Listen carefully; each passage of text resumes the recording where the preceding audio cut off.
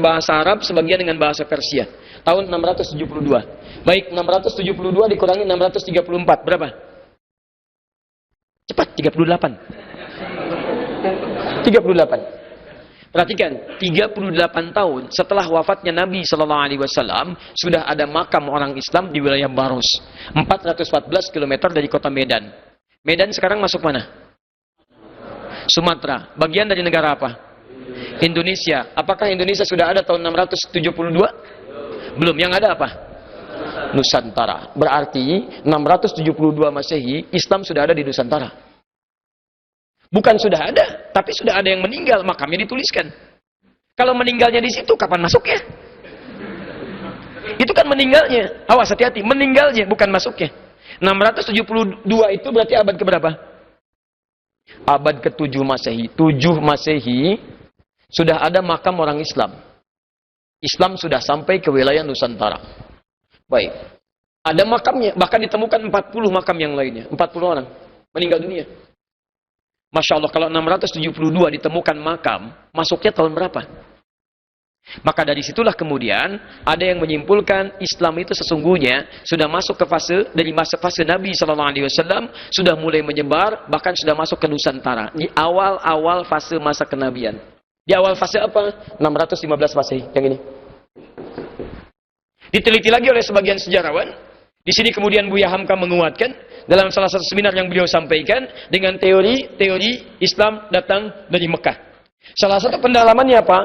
Karena sudah terbiasa ada jalinan antara hubungan orang Arab, kemudian yang akan ke Cina, sebagian ke India, yang melewati Nusantara sebagai jalur transit yang menyambungkan ini semua. Ini sudah terjadi 500 tahun sebelum Masehi. Maka ketika perjalanan ini sering terjadi, hubungan terkoneksi, bahkan dikenal dengan jalur sutra di antara ini semua, maka tidak menjadi sulit ketika ada ekspedisi-ekspedisi dari Arab sampai ke Cina dan mampir ke wilayah Baros. Dan Masya Allah, ada semacam isyarat bahwa di tahun 615 Masehi ini, ketika hijrah sebagian ke Ethiopia, pedagang-pedagang Arab, bahkan ada yang sebagian di Afrika, yang menjadi tempat transit yang melakukan ekspedisi sampai ke Cina, mampirlah kemudian di wilayah Baros. Dan di antara yang ikut ke sana, itu ada sebagian sahabat yang kemudian menyebarkan nilai-nilai Islam. Kisaran ini, 615 Masehi. Di awal masa kenabian. Dimohon maaf, Islam kalau ingin dicari, kapan datangnya ke Nusantara, itu ternyata bukan abad ke-13, seperti klaimnya Snokhogroyu. Bukan juga di abad yang ke-12, seperti kata sebagian orang. Tapi ternyata di awal fase kenabian, Nabi sudah menyampaikan tugas dari Allah, kemudian menyampaikan risalah Islam, mengejar sampai ke ujung bumi, sampai datang ke Nusantara. Perhatikan, kalau bukan kehendak Allah, mustahil kemudian bisa mampir ke Maros, sampai ke Nusantara, sampai kemudian berakhir di Cina Selatan. Teman-teman sekalian, yang ingin saya sampaikan, pertama, lihat sini, fase penyebaran Islam, yang membawa pedoman hidup itu, sudah dibawa ke Nusantara jauh sebelum kita terlahir, yaitu di awal abad pertama Hijrah, di awal abad ke-7 Masehi. Namanya masih Nusantara. Jadi kalau Anda ingin mencari jejak Islam di Nusantara, Anda nggak usah repot menemukan sekarang. Dari jauh-jauh hari sudah Anda temukan. Silakan Anda main ke Baros. Dapatkan makam namanya Syekh Ruknuddin. Maka di situ Anda akan temukan, Masya Allah, sudah ada jejak Islam di awal abad ke-7, semasa dengan Nabi SAW, dan lebih jauh lagi di masa sahabat Uthman bin Affan, radhiyallahu ta'ala anhu. Sampai di sini paham? Baik. Yang jadi persoalan, jejak apa yang dibawa dari Islam yang masuk ke Nusantara ini? Karena persoalan kita bukan cuma Islam nih, tapi jejaknya. Awas hati-hati, apakah yang dicari cuma sekedar, maaf ya, makam-makam saja? Apa yang dicari cuma peninggalan saja? Apa jejak yang dibawa? Ketika melangkah, lihat catat ini ya, catat kalimat ini baik-baik. Ketika melangkah jejak kaki setiap alumni Madrasah Nabi, baik alumni Mekah yang jumlahnya 40 orang, ataupun alumni Madinah, ketika mereka melangkah, menjejakkan kakinya di setiap tempat, demi Allah saya katakan, tidak pernah terjadi kecuali, satu, penduduk yang umum yang masuk Islam, dan yang kedua, akan terjadi luar biasa kemajuan-kemajuan yang menghasilkan peradaban. Saya tunjukkan kepada Anda. Amr bin As melakukan ekspedisi bersama Muawiyah. Dan ada sebagian tukang cukurnya Nabi melalui Afrika Utara. Dimulai dari Mesir, kemudian ke Libya, kemudian ke Tunisia, Maroko, Aljazair, sampai nyebrang sedikit Liberia. Setelah itu Mediterania, setelah itu berhenti di Syam, Syria, sampai bangun masjid Muawiyah di Syria. Ada Jordania sekarang, ada Palestina, ada Libanon, ada Syria. Demi Allah saya katakan, coba antum lihat sampai sekarang. Bukankah wilayah itu Muslim? Mesir, Muslim. Libya, Muslim. Tunisia, Muslim. Maroko, Muslim. Aljazair, Muslim. Syam, gak usah ditanya. Palestina, Libanon, Jordania, Syria, Muslim. Perhatikan, setiap alumni madrasah Nabi menjejakkan kakinya di setiap tempat, Muslim. Sahabat, sebagian yang ikut. Konon ada yang disebut dengan Utsman, bukan Utsman bin Affan, Utsman bin Ma'dhun. Jadi delegasi Nabi SAW saat hijrah ke Habsyah. Memimpin kemudian 8 orang. Ditambah sebagian dari perempuan. Gelombang keduanya 80 orang. Nah saat itulah kemudian ada yang mengatakan terjadi ekspedisi sampai ke Laut Cina Selatan, mampir di Baros itu. Tapi tidak disebutkan siapa yang ikut itu. Di poin saya, satu orang ikut dari madrasah Nabi, cuman singgah di Baros, hasilnya Nusantara. Nusantara bukan Indonesia, lebih luas daripada Indonesia. Silahkan cek. Mindanao, Muslim. Thailand Selatan, Patani, Muslim. Brunei Darussalam, Muslim. Indonesia sekarang, Muslim. Cuman mampir, Muslim. Dan yang paling hebat, mereka mencapai masa keemasannya. Silahkan lihat. Bukankah mereka unggul di zamannya? Rempah-rempah didapatkan. Awas, sampai awal abad ke-15, ke-16, itu masih unggul. Sultan, sampai punya koin emas tersendiri. Punya koin emas, dan koin emas itu bukan koin emas biasa. Lafadznya kalimat asyhadu an la ilaha illallah, asyhadu anna muhammadar rasulullah. Ada semuanya. Ada semuanya. Kumpul. Menyebar. Muslim. Luar biasa. Nah, yang paling hebat, setiap generasi mampir ke setiap tempat di Nusantara, ini tinggal kemudian menikah. Ya, disebut dengan kampung Arab. Kampung Arab, padahal orang-orang Islam pertama kali datang. Ya, begitu datang, apa yang dilakukan? Mereka bukan sekedar membawa Islam sebagai agama, tapi membawa pedoman dalam kehidupan yang tadi. Sehingga antum bisa lihat setiap orang Islam datang ke setiap tempat, pasti ada pedoman kehidupan yang dipraktikkan, maju akhirnya. Maju. Islam dulu diminta untuk dibawa ke Spanyol. Jadi yang minta bukan orang Islam datang, orang Spanyol datang. Menghadap kepada Musa bin Nusayr di wilayah Afrika. Minta bantuan dari kekejaman Raja Rodrik. Diutuslah Tariq bin Ziyad. Tariq bin Ziyad bawa pasukan 10.000 orang. Menyeberangi selat. Di selat itu kemudian sampai di sebuah bukit, dia berpidato. Ya, lihat kalimatnya. Di depan kalian ada syahadah, kematian. Di belakang ada syahadah juga. Kapalnya semua dibakar. Dibakar. Kalau di depan syahadahnya syahid. Kalau di belakang mati biasa. Kalau pengen pulang silakan berenang, meninggal juga. Pilih mana? Anda berjuang, membantu saudara kita di Spanyol, atau Anda kembali berenang, silakan. Maka semua dikuatkan. Lebih baik kami berjuang membantu saudara kami dibandingkan meninggal sia-sia menyeberang lautan. Maka diabadikanlah pidato berapi-api itu, semangat yang luar biasa sampai sekarang. Selat itu disebut dengan namanya Selat Jabal Tariq. Orang lokal menyebutnya Gibraltar. Gibraltar dari Jabal Tariq. Maka apa yang terjadi? Ketika ditaklukkan kemudian, dibantu, Allahu Akbar, terbuka. Diminta tinggal, orang Spanyol yang minta. Bukan orang Islam yang maksa. Dibuka kemudian, fatah, futuhat, dibuka. Dari sesuatu yang terbelakang jadi maju. Dibawa kemudian teknik-teknik kemajuan. Dibawa masalah industrinya, dibawa macam-macam ke sana. Sampai Andalusia jadi kiblat di Eropa. Dijadikan peradaban Islam. Yang paling hebat, orang-orang Eropa belajar ke sana. Orang Nasrani, Kristen belajar ke sana. Orang Yahudi belajar ke sana. Sampai terjadilah kemudian peristiwa yang sangat tidak menyenangkan itu. Perhatikan, orang Islamnya karena berada di puncak mulai lalai. Ditinggalkanlah pedoman hidup itu. Saling bersaing, ada yang saling mencela, saling ribut, saling urusan kursi dan macam-macam. Pedoman dilupakan. Kata Quran gak boleh menipu, sekarang menipu. Kata Quran jangan dusta, sekarang berdusta. Kata Quran jangan mencela, sekarang mencela. Kata Quran jangan berselisih, sekarang berselisih. Ribut, saling bersaing, ingin dalam puncak pimpinan. Apa yang terjadi? Ketika ini mulai ribut, yang belajar mulai membangun kekuatan. Maka bertemulah Raja Ferdinand dengan Ratu Isabella. Dikuatkan kemudian, membentuk satu kekuatan. Maka terjadilah Inkuisisi, Perjanjian Tordesillas tahun 1492. Maka dikuasailah kemudian itu, diambil kemudian karya-karyanya, diterapkan dalam kehidupan mereka. Maka saat Islam meninggalkan pedoman hidup, orang Islam maksudnya, meninggalkan pedoman hidup, maka pedoman ini dibawa di barat, dipraktekkan oleh mereka. Majulah mereka. Dan ini mundur. Sampai dunia dibagi kepada 2 bagian. Ya, Paus Alexander yang ke-6 membagi dunia pada 2 bagian. Spanyol diberikan barat, Portugis diberikan timur. Maka datanglah kemudian Portugis tahun 1511, pendahuluan tahun 1496, nyasar dulu ke India, balik lagi, meng-hire Ahmad bin Majid, navigator muslim yang tahu tentang pengetahuan tentang peta-peta dunia. Dibawa, dia nggak tahu kalau mau diarahkan ke arah ekspansi. Maka membawalah misi 3G, sekarang sudah 4G. Ya, dulu 3G. God, Glory, and Gospel. Tahun 1511 sampailah kemudian di Malaka. Lihat teman-teman sekalian, ketika Islam ditebarkan oleh orang-orang Islam yang dibawa semua pedoman kebaikan sampai maju. Sampai saking hebatnya, ini saya tunjukkan ya. Orang dulu kalau baca Al-Quran, yang dibaca bukan cuma huruf dan bacaannya, tapi dibaca maknanya, sampai menemukan penemuan tingkat tinggi. Saya tanya pada antum nih, siapa yang menemukan pesawat terbang? Sudah, waktu kita sudah hampir habis nih. Kalau nggak tahu, katakan apa? Allahu a'lam. Baik.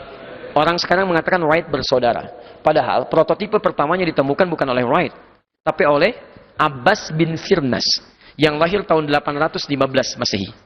Beliau ini cuma baca surat Al-Mulk, Pak. Ayat 19. Surah ke-67. Ayat 19. وَالطَّيْرَ صَافَّاتِ وَيَقْبِضْنَ مَا يُمْسِكُهُنَّ إِلَّا الرَّحْمَنِ. Dan kalau engkau amati burung itu sering mengatuk-ngatukkan sayapnya. Katupkan, kepakan lagi. Ya, kepak, katup. Tidak ada yang menahannya di udara kecuali Allah. Dibaca oleh beliau. Oh, kalau Allah nggak berkehendak, dia nggak bisa terbang. Maka saya pun bisa memodifikasi itu. Dibaca, dilihat, diamati. Bagaimana modifikasi sayap burung? Dibuat oleh beliau. Pasangkan sayap kanannya. Pasangkan di tangan kirinya. Dicoba, kepak. Terbang sedikit, kurang sempurna. Perbaiki lagi. Agak lebih bagus, kepak, kurang sempurna. Jatuh, perbaiki lagi. Setelah sudah semakin bagus, cari bukit yang lebih tinggi. Terbang. Masya Allah, terbang Pak. 20 meter. Betul, kemudian jatuh, meninggal. Ya. Tapi yang paling menarik, ketika berhasil menemukan itu, nanti setelah terjadi perjanjian Tordesillas, manuskrip dibawa ke Eropa, banyak dibawa ke Eropa, dibawa, ditemukanlah kemudian di masanya Wright bersaudara, dilihat, dikembangkan. Jadilah kemudian dimodifikasi jadi pesawat terbang di masanya. Tapi itu pun belum sempurna karena sayapnya masih ada crack, masih ada retakan. Kadang-kadang begitu terbang, meledak di udara. Siapa yang menyempurnakan? Allahu Akbar. Orang Islam lagi. Tapi berita baiknya bukan orang Arab, bukan orang Amerika, bukan orang Eropa. Orang Pare-Pare. Orang Indonesia. Ya, yang Profesor Dr. Baharudin Yusuf Habibie. Dan siapakah Pak Habibie itu? Masya Allah, dari kecil dididik untuk dengan berpedoman. Lihat orang tua beliau. Saya punya kumpulan biografi beliau itu. Ketika saya perhatikan, ini kan mirip betul dengan orang tua Imam An-Nawawi ketika mendidik anaknya. Sampai karakternya sejak kecil hampir mirip-mirip. Imam An-Nawawi itu susah kemudian dibawa main. Kalau dibawa main dipaksa, bisa nangis. Begitu keluar bawa kitab. Pak Habibie kecil demikian, dipaksa susah. Begitu keluar, setelah diantar, pulang. Berangkat, masuk, keluar lewat pintu depan, pulang lewat jendela kamarnya. Masuk lagi, belajar lagi. Mirip-mirip. Maka dalam kondisi ayahnya meninggal pun saat imamin sholat isya. Begitu sujud, meninggal, beliau masuk, gantikan. Nah perhatikan, orang baca surat Al-Mulk, ketemu pesawat terbang. Antum baca Al-Mulk berkali-kali, dapat apa? Siapa penemu atom? Itu belajar apa sebetulnya? Ya. Penemu atom sekarang disebut John Dalton. John Dalton penemu atom. Masya Allah. Padahal atom ditemukan itu sebelum beliau lahir sudah ada. Sudah ada. Siapa yang menemukan? Namanya Jabir ibnu Hayyan. Lahir tahun 810 Masehi. Bagaimana menemukannya? Membaca Quran. Quran surah Al-Hadid. Surah ke-57. Begitu sampai ke ayat 25 sampai 26. Mu'anzalnal hadid. Kami turunkan besi dari langit. Turunkan besi dari langit. Dibawa besi. Dibawa ke rumahnya. Laboratorium sederhananya. Dilihat oleh beliau. Diturunkan. Sampai ketemu ke atomnya. Sampai ke titik atomnya. Sampai dikenal dengan bapak kimia. Jabir ibnu Hayyan. Tahukah anda sampai sekarang. Nomor atomnya atom. Dengan isotop yang paling stabil. Sesuai dengan nama suratnya. Silakan. Atom itu kan besi. Atom besi. Besi itu kan ferum. Rumusnya Fe. F besar. E kecil. Fe. Ferum. F besar, E kecil. Nomor atomnya 26. Isotop paling stabil ada 4, 55, 56, 57, 58. Di antara yang 4-nya yang paling stabil 57. Silakan lihat 57 surah ke-57, surah besi. Nomor atom 26 ayat 25 sampai 26. Isyarat apa itu? Yang menemukan orang Islam. Tapi poinnya bukan karena Islamnya, dia baca Al-Qur'an bisa menghasilkan ini. Antum baca Al-Hadid dapat apa? Orang sudah sepeda dipretelin jadi besi itu kan, masya Allah. Habis. Ayo, coba lihat. Dulu begitu, orang lihat syair, kofiah, belajar. Orang Islam tidak begitu masuk Islam dulu. Orang cuma praktekkan syair, nggak kenal ilmunya, nggak ada ilmu arud. Kenalnya cuma syair. Orang Arab itu luar biasa. Begitu melihat sesuatu, ingatannya kuat Pak. Saya akui itu, ingatannya sangat kuat. Tapi sekarang sudah mulai menurun, hanya sedikit di antara mereka. Masya Allah, kalau lihat apapun itu seketika keunggulannya bisa bikin syiar. Imre el-Qais dulu, ya, 150 tahun sebelum Nabi dilahirkan. Imre el-Qais itu kalau melihat seseorang jalan, langsung bikin syair. Lihat ke lembah, ada orang sedang menghayati kekasihnya, langsung dia bikin syair. Kifa dzikra min dzikri habibin wa manzili bisaqtili wa bainad dakhuli fahaumali. Al-Asma'i lihat burung bulbul, terbang-terbang begini, lompat-lompat di atas dahan, bawahnya sungai, seketika bikin syair. Sautus safiril bulbuli hayyaja qalbi thamiri al-ma'u wa zahru ma'a ma'a zahri lahdhul muqali fa anta ya sayyidali wa sayyidi wa maulali fakam tayammuni ghuzailun aqayqali qataftuhu min wadatin min thili hadha ar-rajuli faqala la la la la faqad ghada muharwili wa wal walad wali wali wailali faqultu la tuwalwili fabayinu lu'lu ali qalat law hina kadha in warazidul muqali kahatan ka kailali tabuli. Masyaallah. Paham antum? Saya aja enggak, apalagi antum. Itu kalimat makanya kata dulu para sahabat, termasuk Umar bin Khattab, termasuk Nabi menyampaikan, kalau Anda ingin mengetahui tentang masa-masa jahiliyah terjadi apa, Anda belajar dari syairnya. Karena orang jahiliyah itu begitu melihat sesuatu dibikin syair. Nah, syairnya itulah kemudian yang menjadi hikayat tentang peristiwa yang menyampaikan kepada kita apa yang terjadi di masa dulu. Kalau antum ingin tahu misalnya hari Jumat jam sekian di tempat ini terjadi apa, lihat syair orang Arab. Tapi ketika sampai di masa Islam, dibaca syair orang Arab itu bukan syair yang dihafalkan, tapi rumusnya yang keluar. Disebut dengan arud. Karena ketika mereka membuat syair, itu punya formula tersendiri. Dikeluarkan formulanya di masa Islam. Jadi ilmu arud. 16 bahar disebut dengan bahar. Ada bahar tawil. Tawilun lahudun al-bukhuri fadailu. Fa'ulun mafa'ilu. Ada rajas mustaf'ilun. Ada madin fa'ilatun. Dipraktekkan kemana? Yang dulunya cuma bikin syair, sekarang dipraktekkan untuk menguasai cabang keilmuan. Kalau Anda ingin belajar bahasa Arab, banyak kitabnya, ratusan buku, jilidnya, kelamaan belajarnya. Buat langsung dengan ilmu arud, 1000 bait saja. Baitnya dihafalkan, rumusnya dikuasai. Muncullah Alfiyah Ibnu Malik.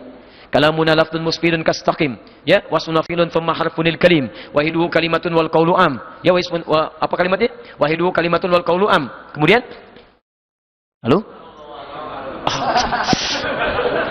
Kalamuna lafdun mufidun kastaqim, wasunafilun thumma harfunil kalim, wahiduhu kalimatun wal qawlu am. Kemudian wa kalimatun biha kalamun qad yu'am bijali wa tanwini wan nida wa al wa misadin ismi tamyizun hasal bitafaati atat wa ya if'ali wa nunik balana fi'lun yanjali. Semua jadi pengetahuan.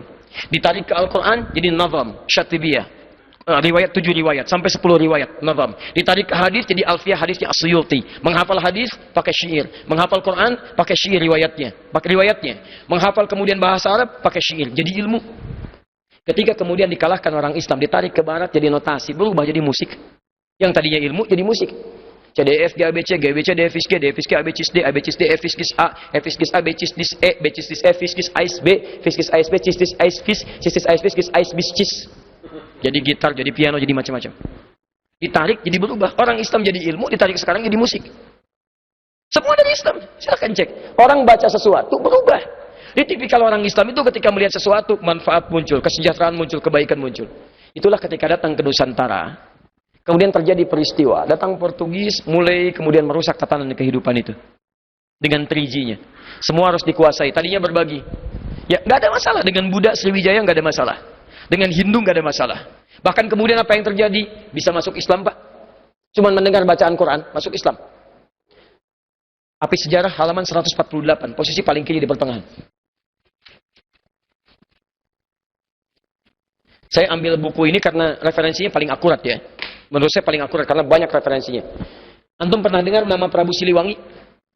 Baik. Prabu Siliwangi, bentaran kekuasaannya di awal abad ke-14, di akhir abad ke-15. Itu beliau dari Banten sampai dengan ke awal Jawa, ujung Jawa. Kuasanya luar biasa, masih Hindu. Dan pemerintahannya, Masya Allah, ketika Islam masuk, itu nggak ada pertentangan, biasa aja. Ulama sudah ada, nyaman, tenang, biasa. Yang paling hebat, ketika sedang inspeksi, datang ke Karawang. Daerah Karawang. Ditemukan seorang perempuan, namanya Nyai Subang Larang. Sedang membaca Al-Quran. Nyai Subang Larang itu diantara muridnya Syekh Qura. Syekh Qura itu nama aslinya Syekh Hasanuddin. Ketika pulang dari Mekah, maka disebut Ummul Qura, maka disebut Syekh Qura. Bikin pesantren beliau di Karawang. Sampai sekarang masih ada pesantren Syekh Qura. Baik di antara muridnya namanya Nyai Subang Larang. Baca Al-Quran. Begitu dibaca, datang ini mendengar bacaannya, melihat siapa yang baca, seketika jatuh hati. Bukan jatuh kaki, hati. Masya Allah. Begitu dilihat, langsung mengajukan lamaran. Penguasa, raja, kaya, tampan, Masya Allah. Tiba-tiba anak antum dilamar. Kira-kira terima nggak? Kaya, tampan, penguasa, diterima nggak? Halo? Jangan dulu, lihat dulu. Ini kan bukan muslim. Oh, bukan pakai bukan muslim. Quran surah kedua, ayat 221. Lihat kalimatnya. Wala tankihul musyrikati hatta yu'minna. Wala amatun mu'minatun khairum min musyrikati walau ajabatkum. Jangan Anda menikahi perempuan-perempuan yang belum beriman. Orang Islam yang wajahnya biasa-biasa, itu lebih bagus daripada menikah dengan non-muslim tapi rupawan. Pilih mana? Pilih perempuan solehah tapi parasnya biasa, atau non-muslim tapi cantiknya luar biasa. Pilih mana? Nggak ada pilihan yang ketiga, nggak usah maksa. Nggak usah maksa. Nggak ada pilihan ketiga. Quran tidak memberikan pilihan ketiga. Itu ujian iman. Selalu pasti, saya yakin pasti pilih yang ketiga. Kalau bisa Ustaz cantik dan beriman. Masya Allah. Ya, selalu begitu.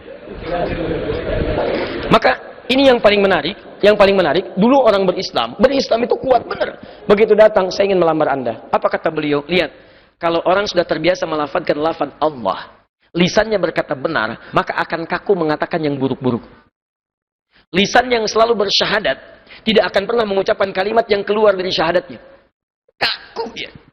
Lisan yang selalu berkata benar, katanya baik, akan kesulitan mencari kosakata yang kotor. Antum kalau terbiasa berkata yang baik-baik, akan berkata yang kotor itu nggak akan bisa, Pak. Nyari kosakatanya susah. Sama dengan lisan yang selalu bersyahadat 9 kali dalam sehari. 9 kali paling minimal. Subuh sekali, zuhur 2 kali, asar 2 kali, maghrib 2 kali, isya 2 kali. Asyhadu an la ilaha illallah, asyhadu anna Muhammadar Rasulullah. Lisan orang bersyahadat mustahil bisa mengungkapkan dengan lisannya kalimat-kalimat yang mengurangi nilai syahadatnya. Tiba-tiba bisa mengatakan semua agama adalah sama. Merujuk pada Tuhan yang sama. Cuma caranya beda-beda. Bagaimana bisa berkata begitu? Lisan orang beriman yang mengucapkan syahadat mustahil bisa keluar. Susah. Mau menyebutkannya susah karena lisan ini selalu bersyahadat dalam kebaikan. Telunjuk yang menunjuk kepada Allah. Asyhadu an la ilaha illallah. Telunjuk tauhid itu tidak akan pernah digunakan untuk bermaksiat. Mustahil telunjuk ini bisa digunakan pada pena untuk tanda tangan proyek yang bermasalah. Tanda tangan yang bermaksiat, tanda tangan proyek yang tidak jelas, mustahil, karena telunjuk ini selalu mengatakan asyhadu an la ilaha illallah, ilaha illallah, ilaha illallah. Orang yang mengatakan la ilaha menafikan Tuhan yang lain, menetapkan Allah, dan Allah itu bukan cuma nama Tuhan, ilahul ma'bud. Komitmen untuk menyembahnya. Menyembah itu taat aturan. Kata Allah jangan mencuri. Wailul lil mutaffifin. Celaka, celaka, celaka orang yang mencuri. Celaka. As-sariqu was-sariqatu faqtu aydiyahuma. Daripada tangan dipakai mencuri, potong aja. Saya enggak ridho kata Allah. Tiba-tiba telunjuk ini berbuat maksiat, mustahil. Kaki yang selalu melangkah pada kebaikan, mustahil bisa melangkah pada yang buruk. Kalau kaki antum selalu digunakan pada yang baik-baik, masuk masjid, digunakan dengan cara yang baik, wa ibadur rahmanil ladzina yamshuna 'alal ardi hauna, jalannya tenang, tidak pernah angkuh, wala tamshi fil ardi maraha, enggak mungkin bermaksiat. Begitu antum bermaksiat, kaki kaku. Enggak percaya, pulang dari sini, iseng-iseng pakai sendal orang. Iseng aja pakai. Begitu mau dipakai, itu kaki pasti akan kaku. Ini bukan punya saya. Tapi kalau antum nggak pernah gunakan pada yang baik, ini susah diaturnya. Begitu mau dipakai, itu bukan punya kamu. Bukan. Punya kamu yang itu tuh lebih bagus lagi tuh. Yang ini tinggal ya. Nah ini sama. Maka lisannya karena sering dipakai dengan kebaikan, baca Quran, jadi ringan keluar kalimatnya. Anda harus masuk Islam dulu, katanya Yesus Banglarang. Masuk Islam dulu, baru saya ikuti.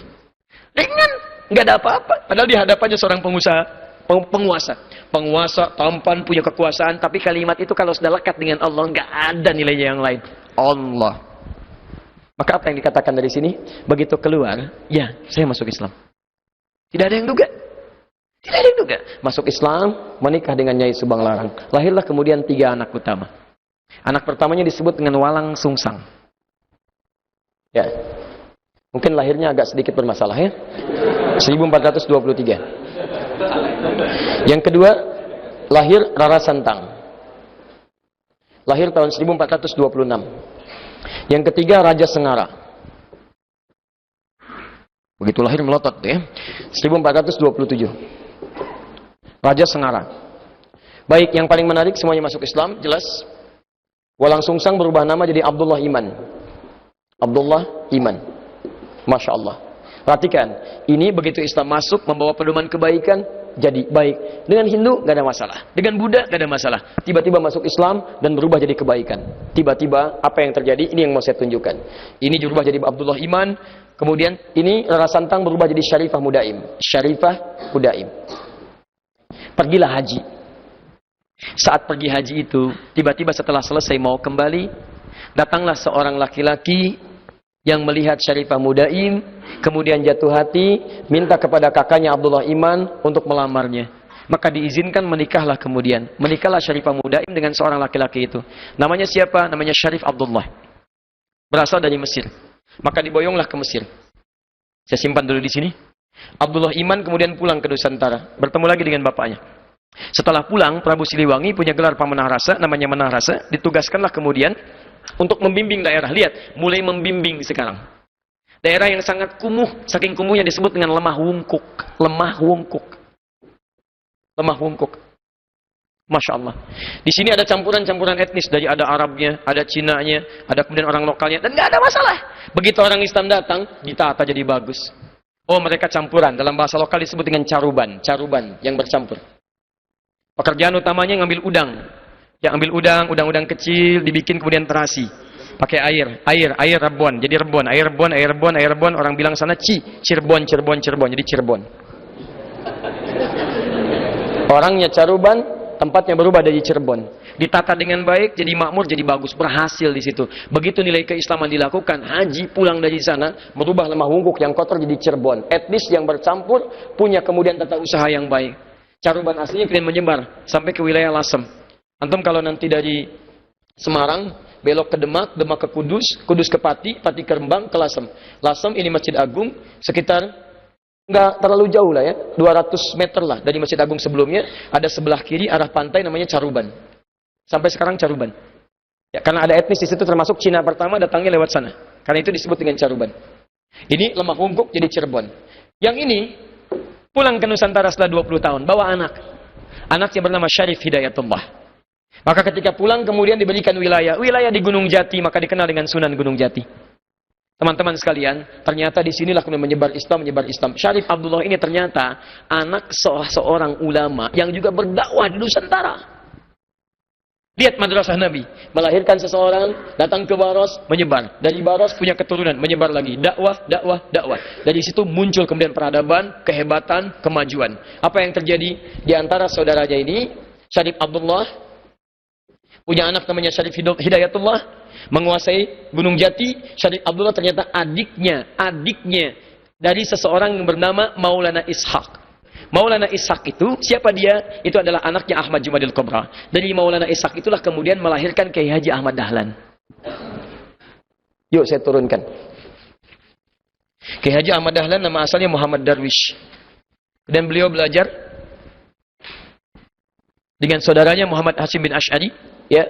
Kemudian pertama kali belajar dengan Kiai Haji Saleh Darat di Semarang, kemudian berangkat ke Mekah, belajar dengan Kiai Ahmad Khatib Al-Minangkabawi, dengan Syekh At-Tarmasi, belajar di sana, kembali lagi, kemudian Muhammad Daris berubah jadi Kiai Haji Ahmad Dahlan, bin Kiai Haji Abu Bakar, ya kan? Bin Kiai Ilyas, bin Kiai Sulaiman, bin Kiai Murtado, bin Demang Jurang Juru Kapindo, bin Demang Jurang Juru Sapisan, bin Kiai Gerbek, bin Maulana Ishaq.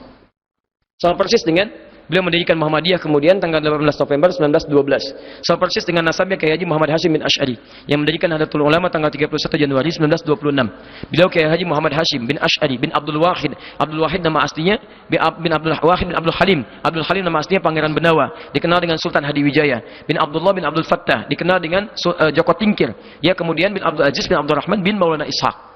Ya, Walid Raden Ainul Yakin. Siapa Maulana Ishaq itu? Anaknya Ahmad Jumadil Kubra. Siapa Ahmad Jumadil Kubra itu? Keturunan dari Ali Zainal Al-Kabir. Ali Zainal Al-Kabir anaknya Ali Zainal Abidin. Ali Zainal Abidin keturunan dari Al-Husain. Al-Husain adiknya Al-Hasan. Al-Hasan anaknya Ali bin Abi Thalib radhiyallahu taala anhu. Ali bin Abi Thalib suaminya Fatimah Az-Zahra. Fatimah putri Muhammad sallallahu alaihi wasallam. Masih ada sampai sekarang. Kalau antum ingin tahu wilayah Ahmad Jumadil Kubra, antum ke Semarang. Dari Semarang ini, di sini suka ada aerob ini ya. Ini arah ke Demak. Sini ada flyover. Di sini makamnya, di sini Masjid Ahmad Jumadil Kubra. Warna masjidnya warna hijau, kubahnya warna emas. Di sini ada 3 gerai ATM, CMB Niaga, Mandiri dengan BNI. Sini. Ke sini arah ke Demak. Di sini ada Sultan Agung Tirta Yasir, sini ada rumah sakitnya. Di sini kemudian ada terminal. Ya. Masih ada. Dan buktinya ada semua. Ada semua. Jelas ya? Kokam belum ketemu, Kokam tenang ya. baru Muhammadiyah. Kokam belum ketemu. Nanti tahun 60-an baru ada Kokam ya. Baik, kita teruskan dulu sebentar. Sabar ya, insyaallah. Bismillah. Nah, jadi intinya teman-teman sekalian, saya ingin turunkan ketika itu menyebar, Masya Allah, jadi kesultanan, sultan. Cuman secara singkat, ini kemudian diacak oleh Portugis. Diacak-acak. Habis. Mulai mundur. Kurang lebih 300 tahun kemudian datang VOC. VOC itu sebenarnya bukan negara, cuman kongsi dagang pengusaha hitam, cuman di backup oleh, nah ini ya satu kesatuan yang jadi pemerintahan yang juga zalim, di backup dengan tentara dan sebagainya, akhirnya menguasailah Nusantara itu, dikuasai Nusantara. Bayangkan 300 tahun. Saya ulang, bayang nggak? Belum saya ceritain, kan? Wah, segala hal dikuasai. Ya ada yang maju dibunuh, ulama segala dihancurkan, macam-macam. Ya maka terjadilah kemudian perjuangan. Dari mulai segalanya. Ya ada yang bergerak dari mulai ujung sampai ke ujung, dari Aceh sampai ke ujungnya. Mohon maaf, ada muncul, ada Pangeran Diponegoro, ya ada Imam Bonjol, ada macam-macam, sampai dengan ke wilayah timur. Di mata uang 1000 itu, yang dulu, uang 1000, ada gambar siapa? Patimura. Siapa nama aslinya? Thomas? Bukan, nggak ada Thomas. Namanya Ahmad, bukan Thomas, Ahmad nama aslinya. Bukan Thomas, awas hati-hati ya. Hati-hati. Ternyata namanya itu bukan Thomas, namanya Ahmad Lucy. Ahmad Lucy ini seorang kiai, punya pesantren, punya banyak murid. Beliau yang membawa murid-muridnya untuk melawan penjajahan pada saat itu. Pertanyaan saya, kenapa kok tiba-tiba jadi Thomas? Jauh kan dari Ahmad ke Thomas? Kalau disebutkan Thomas, apa yang terbayang? Oh, jangan dulu ke situ. Thomas itu banyak, ada kereta-keretaan, ada mobil-mobilan, ada badminton, ada macam-macam. Ya, tapi umumnya orang akan berpersepsi lain. Kalau Ahmad gak ada yang lain. Disebutkan Ahmad, apa yang terbayang? Sudah nggak ada yang lain kecuali Muslim. Satu kali disebutkan di Quran, surah ke-61 ayat yang ke-6, paling kiri sebelah atas. Min ba'di ismuhu Ahmad, nggak ada yang lain. Kok tiba-tiba jadi Thomas? Ini. Antum bisa bayangkan siapa yang bikin sejarah? Dan yang paling hebat adalah setia ini berjuang 300 tahun nggak berkembang. Apa yang terjadi di sini, titik yang mau saya sampaikan, sampai ketemu Indonesia, ya sampai kemudian di akhirnya berbentuk hal-hal kebaikan-kebaikan dengan segala sinergitas sampai ke Kokam, sampai saya ke sini berakhir, ya. Nah, sekarang lihat sini. Bismillah. Api sejarah halaman 347, posisi paling kanan di sebelah bawahnya. Lihat sini. Setelah semua berjalan dengan luar biasa dahsyatnya, kumpullah kemudian beberapa orang soleh, terkhusus 4 orang. Ada Sayyid Abdurrahman, ada Sayyid Muhammad, ada Sayyid Sehan, ada Sayyid Al-Fakhri, berkumpul di Tanah Abang, wilayah Tanah Abang sekitaran Krukut. Kumpulnya pada hari Senin Kliwon. Tanggalnya 17 Juli tahun 1905. Bertepatan dengan 13 Jumadal Ula. Di buku itu salah tulis, dituliskan Jumadil Awal, seharusnya Jumadal Ula. Nggak ada Jumadi ya, yang ada Jumada. Tum tahu bedanya Jumadi dengan Jumada? Kalau Jumadi itu orangnya. Kalau Jumada itu musimnya. Jumada itu musim gugur, musim kering. Ya kering. Jadi saat semuanya sudah gugur, tumbuh-tumbuhan yang gugurkan daun dan sebagainya, orang menyebutnya Jumada. Ula tahap gugur pertama, Jumada tsaniyah tahap gugur yang kedua, sampai muncul musim panas yang luar biasa panas. Ya sampai ke Ramadan puncaknya. Kalau Jumadi itu orangnya, tapi bahasa Arab ya, bukan bahasa Jawa. Jumadi itu orangnya, orang yang kering. Ya, gugur. Jadi kalau misalnya namanya Hasan misal, tapi kalau diajak senyum susah, kering gitu ya. Nah, itu orang Arab bilang enta Jumadi. Masya Allah, gitu ya. Tapi bukan bahasa Arab ya, awas. Pulang-pulang dari sini Jumadi. Masya Allah. Baik. 13 Jumadal Ula tahun 1323 Hijrah. Maka berkumpullah kemudian 4 ulama ini dirumuskan. Kita mau sampai kapan begini? Kita kehilangan pedoman ini karena terpecah-pecah. Maka mereka kumpul berinisiatif untuk mengembalikan pada pedoman utama, hudan tadi. Apa yang salah dari kita? Setelah sebelumnya Jakarta juga pernah belajar dari peristiwa Jakarta. Sebelumnya kan Batavia dikuasai oleh Portugis. Siapa yang mengalahkan itu? Bukan Syarif Hidayatullah. Bukan. Namanya Fathullah. Orang lokal menyebutnya Fatahillah. Portugis menyebutnya Faletehan. Siapa Fatullah itu? Beliau adalah menantu Sunan Gunung Jati. Sunan Gunung Jati, Syarif Hidayatullah punya satu putra, satu putri. Putra pertama bernama Muhammad. Putrinya yang kedua itu menikah dengan Fathullah yang berasal dari Parsi. dari Parsi, Samudra Pasai. Ya, dari Samudra Pasai. Beliau datang, jadikan menantu, panglima perang yang luar biasa, taat kepada Allah Subhanahu wa taala. Dan saat datang kemudian ke wilayah Gunung Jati, di Batavia sedang dikuasai, maka diminta untuk berjihad membebaskan Batavia. Dipimpin pasukan, berwudu dulu, wudu, kemudian salat, berdoa kepada Allah Subhanahu wa taala. Berangkat pasukannya sehingga bertempur di sana, dan alhamdulillah dengan izin Allah tanggal 22 Ramadan. Ya. Tahun 923 Masehi, ya pada saat itu. 923 Hijriah, maaf. 923 Hijriah. 22 Ramadan, bertepatan dengan 22 Juni tahun 1527. Maka dikalahkan Portugis dari situ, digantilah kemudian namanya dari Batavia menjadi nama syukur kepada Allah. Karena itu dibuka oleh Allah, dibuka disebut dengan Fatah, dikembalikan ke surah 48 ayat pertama. Inna fatahna laka fatham mubina. Kami yang buka, bukan kamu yang dengan kehebatan kamu. Kalau bukan dengan izin Allah, bagaimana bisa tombak menghancurkan dan mengalahkan pasukan-pasukan dengan senjata yang lebih bagus, modern. Maka dikatakan inna fatahna laka fatham mubina. Diambillah kemudian Batavia diganti Fatham Mubina.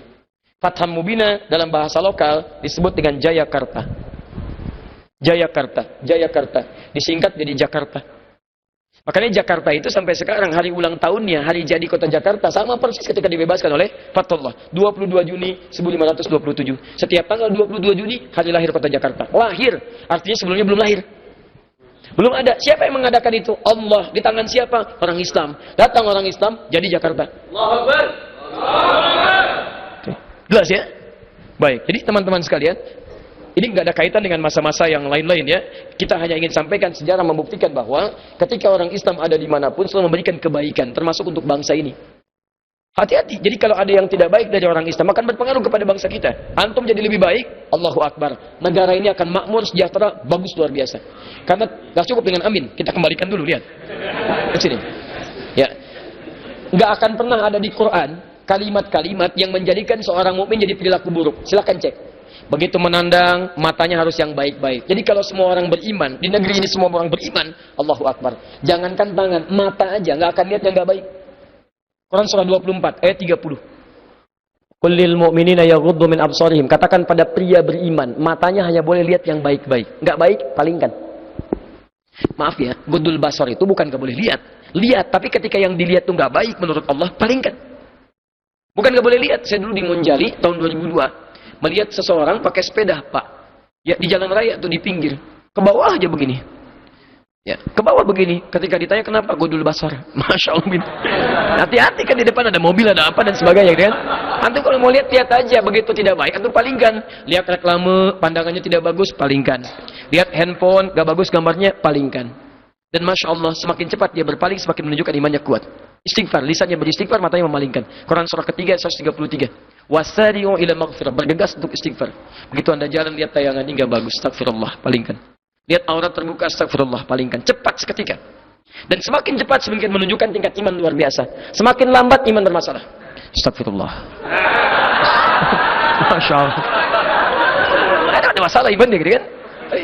Nah, lihat sini. Jadi kalau semua orang Islam itu bagus, lisan gak boleh dusta.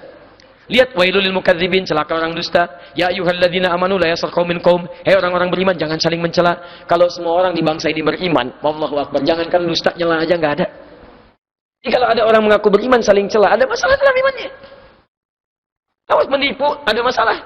Apalagi bunuh orang, mustahil. Orang beriman mustahil.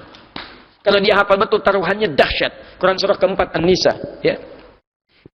Dahsyat sekali. Ayat 92 sampai 93-nya. Teman-teman sekalian, lihat kalimatnya. Wa may yaqtul mu'minan muta'ammida. Ayat 92-nya. Siapa yang sengaja merencanakan pembunuhan pada satu orang saja, apalagi dia orang beriman, fajaza'uhu jahannam. Taruhannya neraka jahannam. Wa ghadiballahu alaihi. Allah murka kepada dirinya. Wa la'anahu, dilaknat dia. Wa a'adda lahu 'adzaban 'azima, dan dijanjikan siksa 2 kali lipat, berkali-kali lipat. Pertanyaan saya, orang beriman mana yang sehat yang ingin masuk neraka jahanam? Ini mustahil ada orang beriman tembak orang, bunuh orang dan sebagainya, bikin bom ini tembak. Enggak ada. Enggak ada ketentuan jihad itu seperti itu, tembak bunuh orang sembarang, enggak ada. Ada ketentuan yang benarnya, enggak sembarangan. Ini mustahil ada orang beriman tiba-tiba menghabisi orang lain, mustahil. Taruhannya neraka jahanam. Antum masih ingat bom di Jalan Tamrin dulu? Saya dari kejadian itu saya ke Lampung. Di Lampung langsung ada pertanyaan, Ustaz, apakah bom di Jalan Tamrin termasuk jihad fisabilillah? Astagfirullah. Saya bilang, Pak, sependek pengetahuan saya, jihad fisabilillah itu jihad di jalan Allah, bukan di jalan tamrin. Kaidahnya lain. Antum bayangkan kalau kita ini lisannya baik sampai ke ujung kaki, masya Allah. Demi Allah saya katakan, indah. Polisi dibantu, tentara dibantu, ringan tugasnya tuh, ringan. Kayak nggak ada pencurian, nggak ada yang dusta, nggak ada yang macam-macam. Jadi kalau orang Islam dimanapun ada, yang nggak usah khawatir, nggak usah takut.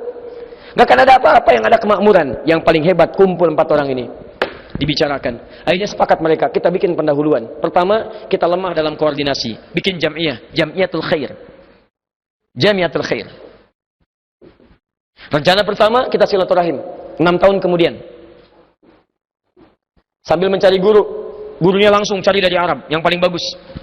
Ditunjuk sahabat Surkati, masya Allah. Ingin cari guru untuk meningkatkan kualitas pendidikan, itu sampai ke Arab, Pak. Dulu jangan kira ada pesawat, sekarang tinggal cuma telepon, pakai WA, kadang-kadang sudah ketahuan. Dulu haji aja 6 bulan, haji berangkat 6 bulan. Begitu pulang udah pada lupa 6 bulan, gitu kan? Masya Allah. Ini nyari guru tuh 1905. Baru datang 6 tahun kemudian, 1911, ditemukan Syekh Ahmad Surkati. Beliau dari Sudan. Ya, ahli kitab, sering baca kitab, sedang belajar di Mekah. Dibawa kemudian tahun 1911 berkumpul kemudian di tempat yang disepakati, termasuk datanglah Kiai Haji Ahmad Dahlan ke sini juga, kumpul. Koordinasikan dengan yang di Solo, Kiai Haji Saman Hudi tahun 1911. Ya, kemudian di Surabaya, Haji Umar Said Cokro Aminoto di tahun yang sama. Apa yang terjadi? Allahu Akbar. Disepakati pulang ke tempat masing-masing. Ini pulang, yang ke Solo membuat Serikat Dagang Islam, SDI. Menyatukan semua pengusaha-pengusahanya, saudagar-saudagar muslim yang dikumpulkan semua. Kita mesti kompak nih. Kalau kita nggak kompak, kalah sama yang lain nih. VOC dan sebagainya. Support. Kiai Haji Ahmad Dahlan bikin kemudian Muhammadiyah. Ya, Jamiah Muhammadiyah. 18 November 1912, tahun kemudian membuat. Kemudian ada yang ke Surabaya. Di Surabaya, Haji Umar Said Cokro Aminoto mengumpulkan murid-muridnya, para pemikir.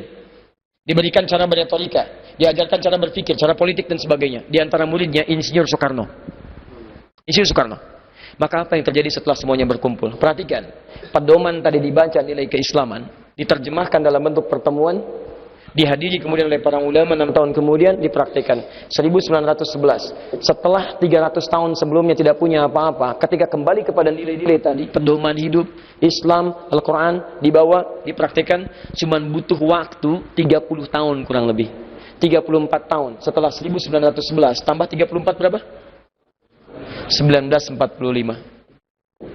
Tiba-tiba, seorang murid Haji Umar Said Cokro Aminoto didaulat menjadi proklamator kemerdekaan negara Republik Indonesia.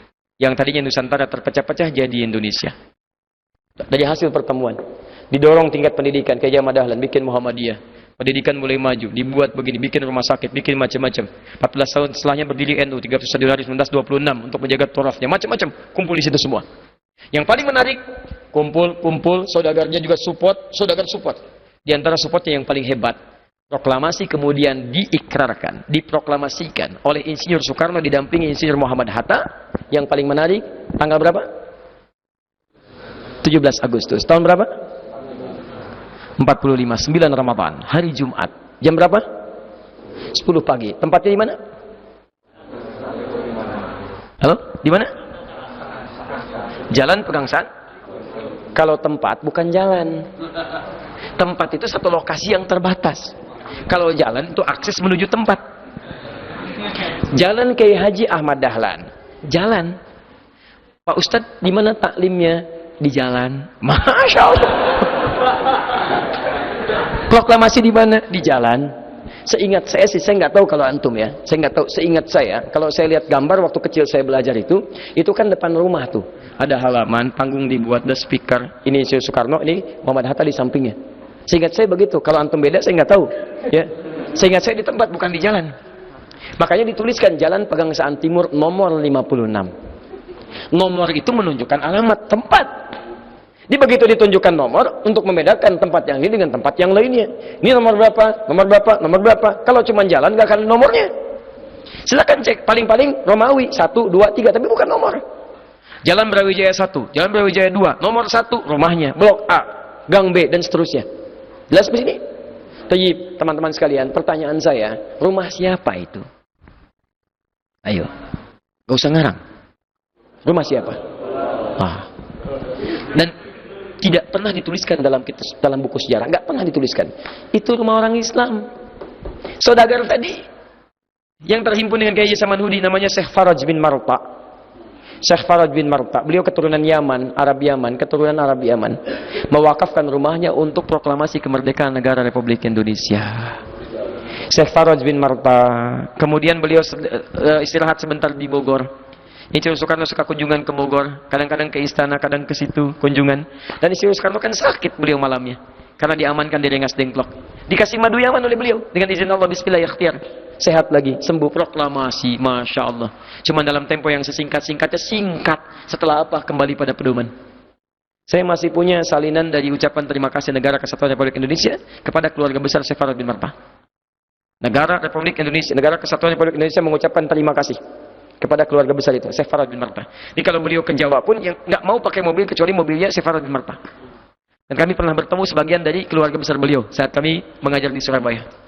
Ditunjukkan, ya tempat-tempatnya, fotonya macam-macam, Masya Allah. Itu.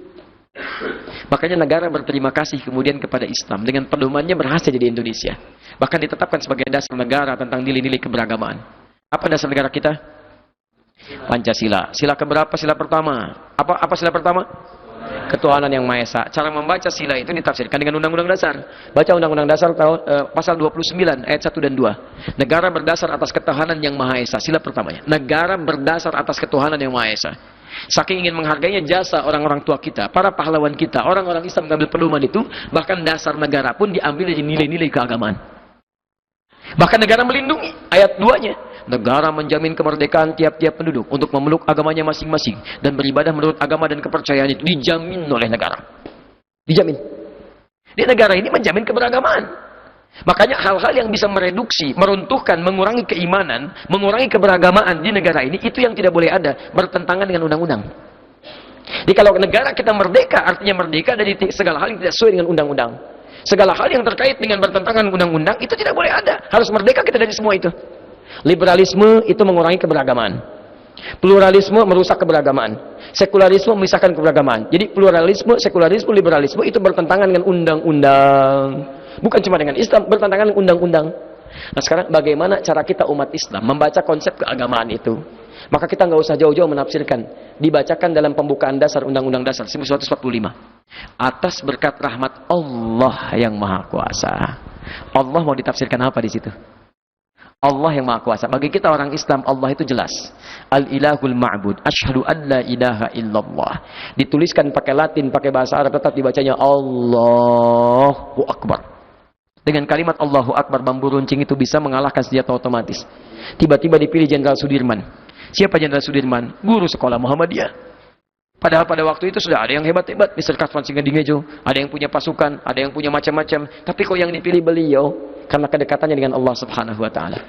Punya cuma setengah paru-parunya, berjuang luar biasa dengan kalimat tauhidnya. Pedoman dikeluarkan jadi bertahan, terwujud Negara Kesatuan Republik Indonesia.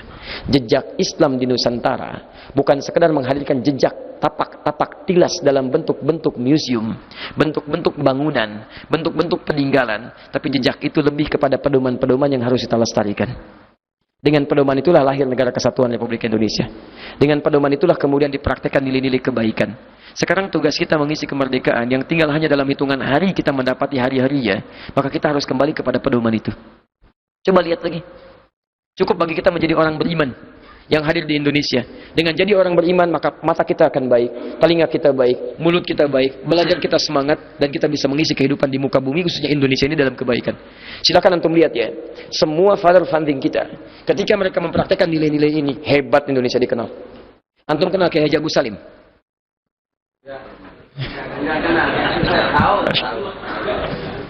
Masya Allah, ada kokam yang kenal Haji Agus Salim. Luar biasa. Malam ini memang sudah agak semakin malam ya. Agak lain. Sini Fir'aun, sini Agus Salim. Luar biasa. Baik. Itu Kiai Agus Salim, Masya Allah. Ahli Quran, ahli tafsir. Gelarnya Kiai Haji diplomat. Diplomat mana yang sekarang gelarnya Kiai Haji? Saya belum temukan. Dulu Kiai Haji gelarnya Pak, hafal Quran, tahu tafsir, dan menguasai 14 bahasa. Begitu kembali kepada Quran, kecerdasan dibuka. Nanti saya kasih rahasia ya. Nanti dalam taklim yang berikutnya kalau kita bertemu di lain sisi, ya bisa. Tapi saya kasih bocoran, ini rahasia di antara kita malam ini ya. Ada Quran surah kedua Al-Baqarah di ujung ayat 282 paling kiri sebelah bawah. Itu ada rahasia besar, ketika Anda bisa mengamalkannya maka Allah akan buka kecerdasan kita. Orang sekarang itu paling menguasai satu di antara 4 hal tipikal kecerdasannya dari segi ingatan. Cepat ingat, lambat lupa, nomor 1. Cepat ingat, cepat lupa, nomor 2. Lambat ingat, lambat lupa, nomor 3. Keempat ini agak repot, saya pun capek ini. Lambat ingat, cepat lupa. Jadi kita terangkan udah 2 jam lebih tuh, udah mau 3 jam. Paham insya Allah? Belum, Masya Allah. Ulangi, saya terangin 30 menit lagi. Sekarang paham? Belum, Masya Allah. Udah mau selesai, mau pakai sepatu baru ingat. Begitu dipakai lupa lagi. Nah, itu yang repot. Tapi yang ini menghasilkan yang kelima. Cepat ingat, sulit lupa. Jadi bukan mau ingat, mau lupa susah. Mau lupa susah, bukan mau ingat. Itu luar biasa dan berlaku bagi setiap orang yang mengamalkan isinya, bahkan dipandang terbatas kemampuan fisiknya. Imam Al-Bukhari itu begitu lahir, tumbuh, matanya buta. Usia 2 tahun kehilangan ayam, 4 tahun kehilangan matanya. Butanya permanen. Mengamalkan ketentuan ayat ini. Ibunya dipraktekkan, merawatnya single parent. Tiba-tiba dibuka kecerdasannya. Apa yang terjadi? Luar biasa. Ingatannya menguat, sekali dibacakan langsung hafal. Dan yang paling hebat, kemudian ketika menghafal Quran, matanya disembuhkan oleh Allah Subhanahu wa taala. Ya, menghafal Quran surah Qaf, ya, surah ke-50, ayat ke-22 sampai ke ayat ke-22. Begitu dibacakan, laqad kunta fi ghaflatin min hadza, fakashafna anka ghita'aka wa wasalka al-yawma hadid. Itu ayat hukum akhirat. Begitu dibaca, Imam Al-Bukhari turun ke dunia. Dulu pandanganmu tertutup, nggak bisa lihat. Sekarang kami buka, bisa melihat kembali. Maka mulai hari ini pandanganmu akan menatap dengan tajam. Tiba-tiba bisa melihat, sampai menulis Sahih Al-Bukhari 16 tahun beliau tuliskan, sebagian di Mekah, sebagian di Madinah. Diamalkan. Silakan buka kisahnya di kitab Fathul Bari, fi Syarah Sahih Al-Bukhari karya Ibnu Hajar Al-Asqalani. Yang punya saya, lihat di jilid yang pertama, halaman 634, paling kiri sebelah bawah paragraf ketiga baris 1 sampai 7. Ada semuanya. Rahasianya, wattaqullah wa yu'allimukumullah. Tingkatkan takwa Anda kepada Allah, maka Allah akan mengajarkan pada Anda tambahan pengetahuan. Kiai Haji Agus Salim meningkatkan takwanya. Beliau hafalkan Quran, tingkatkan sholat sampai punya gelar Kiai Haji. Tahu nggak? 14 bahasa tanpa harus merasa malu, punya kemudian nilai-nilai syiar keislamannya. Beliau berjanggut pakai sarung. Begitu keluar tugas diplomasi, janggutnya nggak dicukur. 14 bahasa pakai janggut nggak malu. Antum 2 bahasa aja belum lancar, janggutan udah malu. Masya Allah, baru 3 ada dicukur. Berangkat. Yang paling menarik, begitu mau pidato di mimbar dunia itu, maka sebagian diplomat dunia mengolok-oloknya. Apa respon beliau? Tidak marah, karena hafal Quran. Muncul di benaknya Quran surah ketiga ayat 134 itu. Wal kadhiminil ghaidha. Orang-orang yang sanggup menahan amarah itu orang baik. Tiba-tiba naik ke atas mimbarnya dengan elegan berkata, tuan-tuan dan nyonya sekalian, seperti Anda ketahui, saya diberikan oleh Allah Tuhan kita semua anugerah berupa pengetahuan tentang ragam bahasa. Jangankan bahasa manusia, bahasa kambing pun saya diberikan kemampuan menerangkannya. Jadi mohon maaf kepada para kalangan kambing yang hadir pada saat ini. Saya akan menyampaikan dalam bahasa manusia, setelah itu saya terangkan dalam bahasa kambing.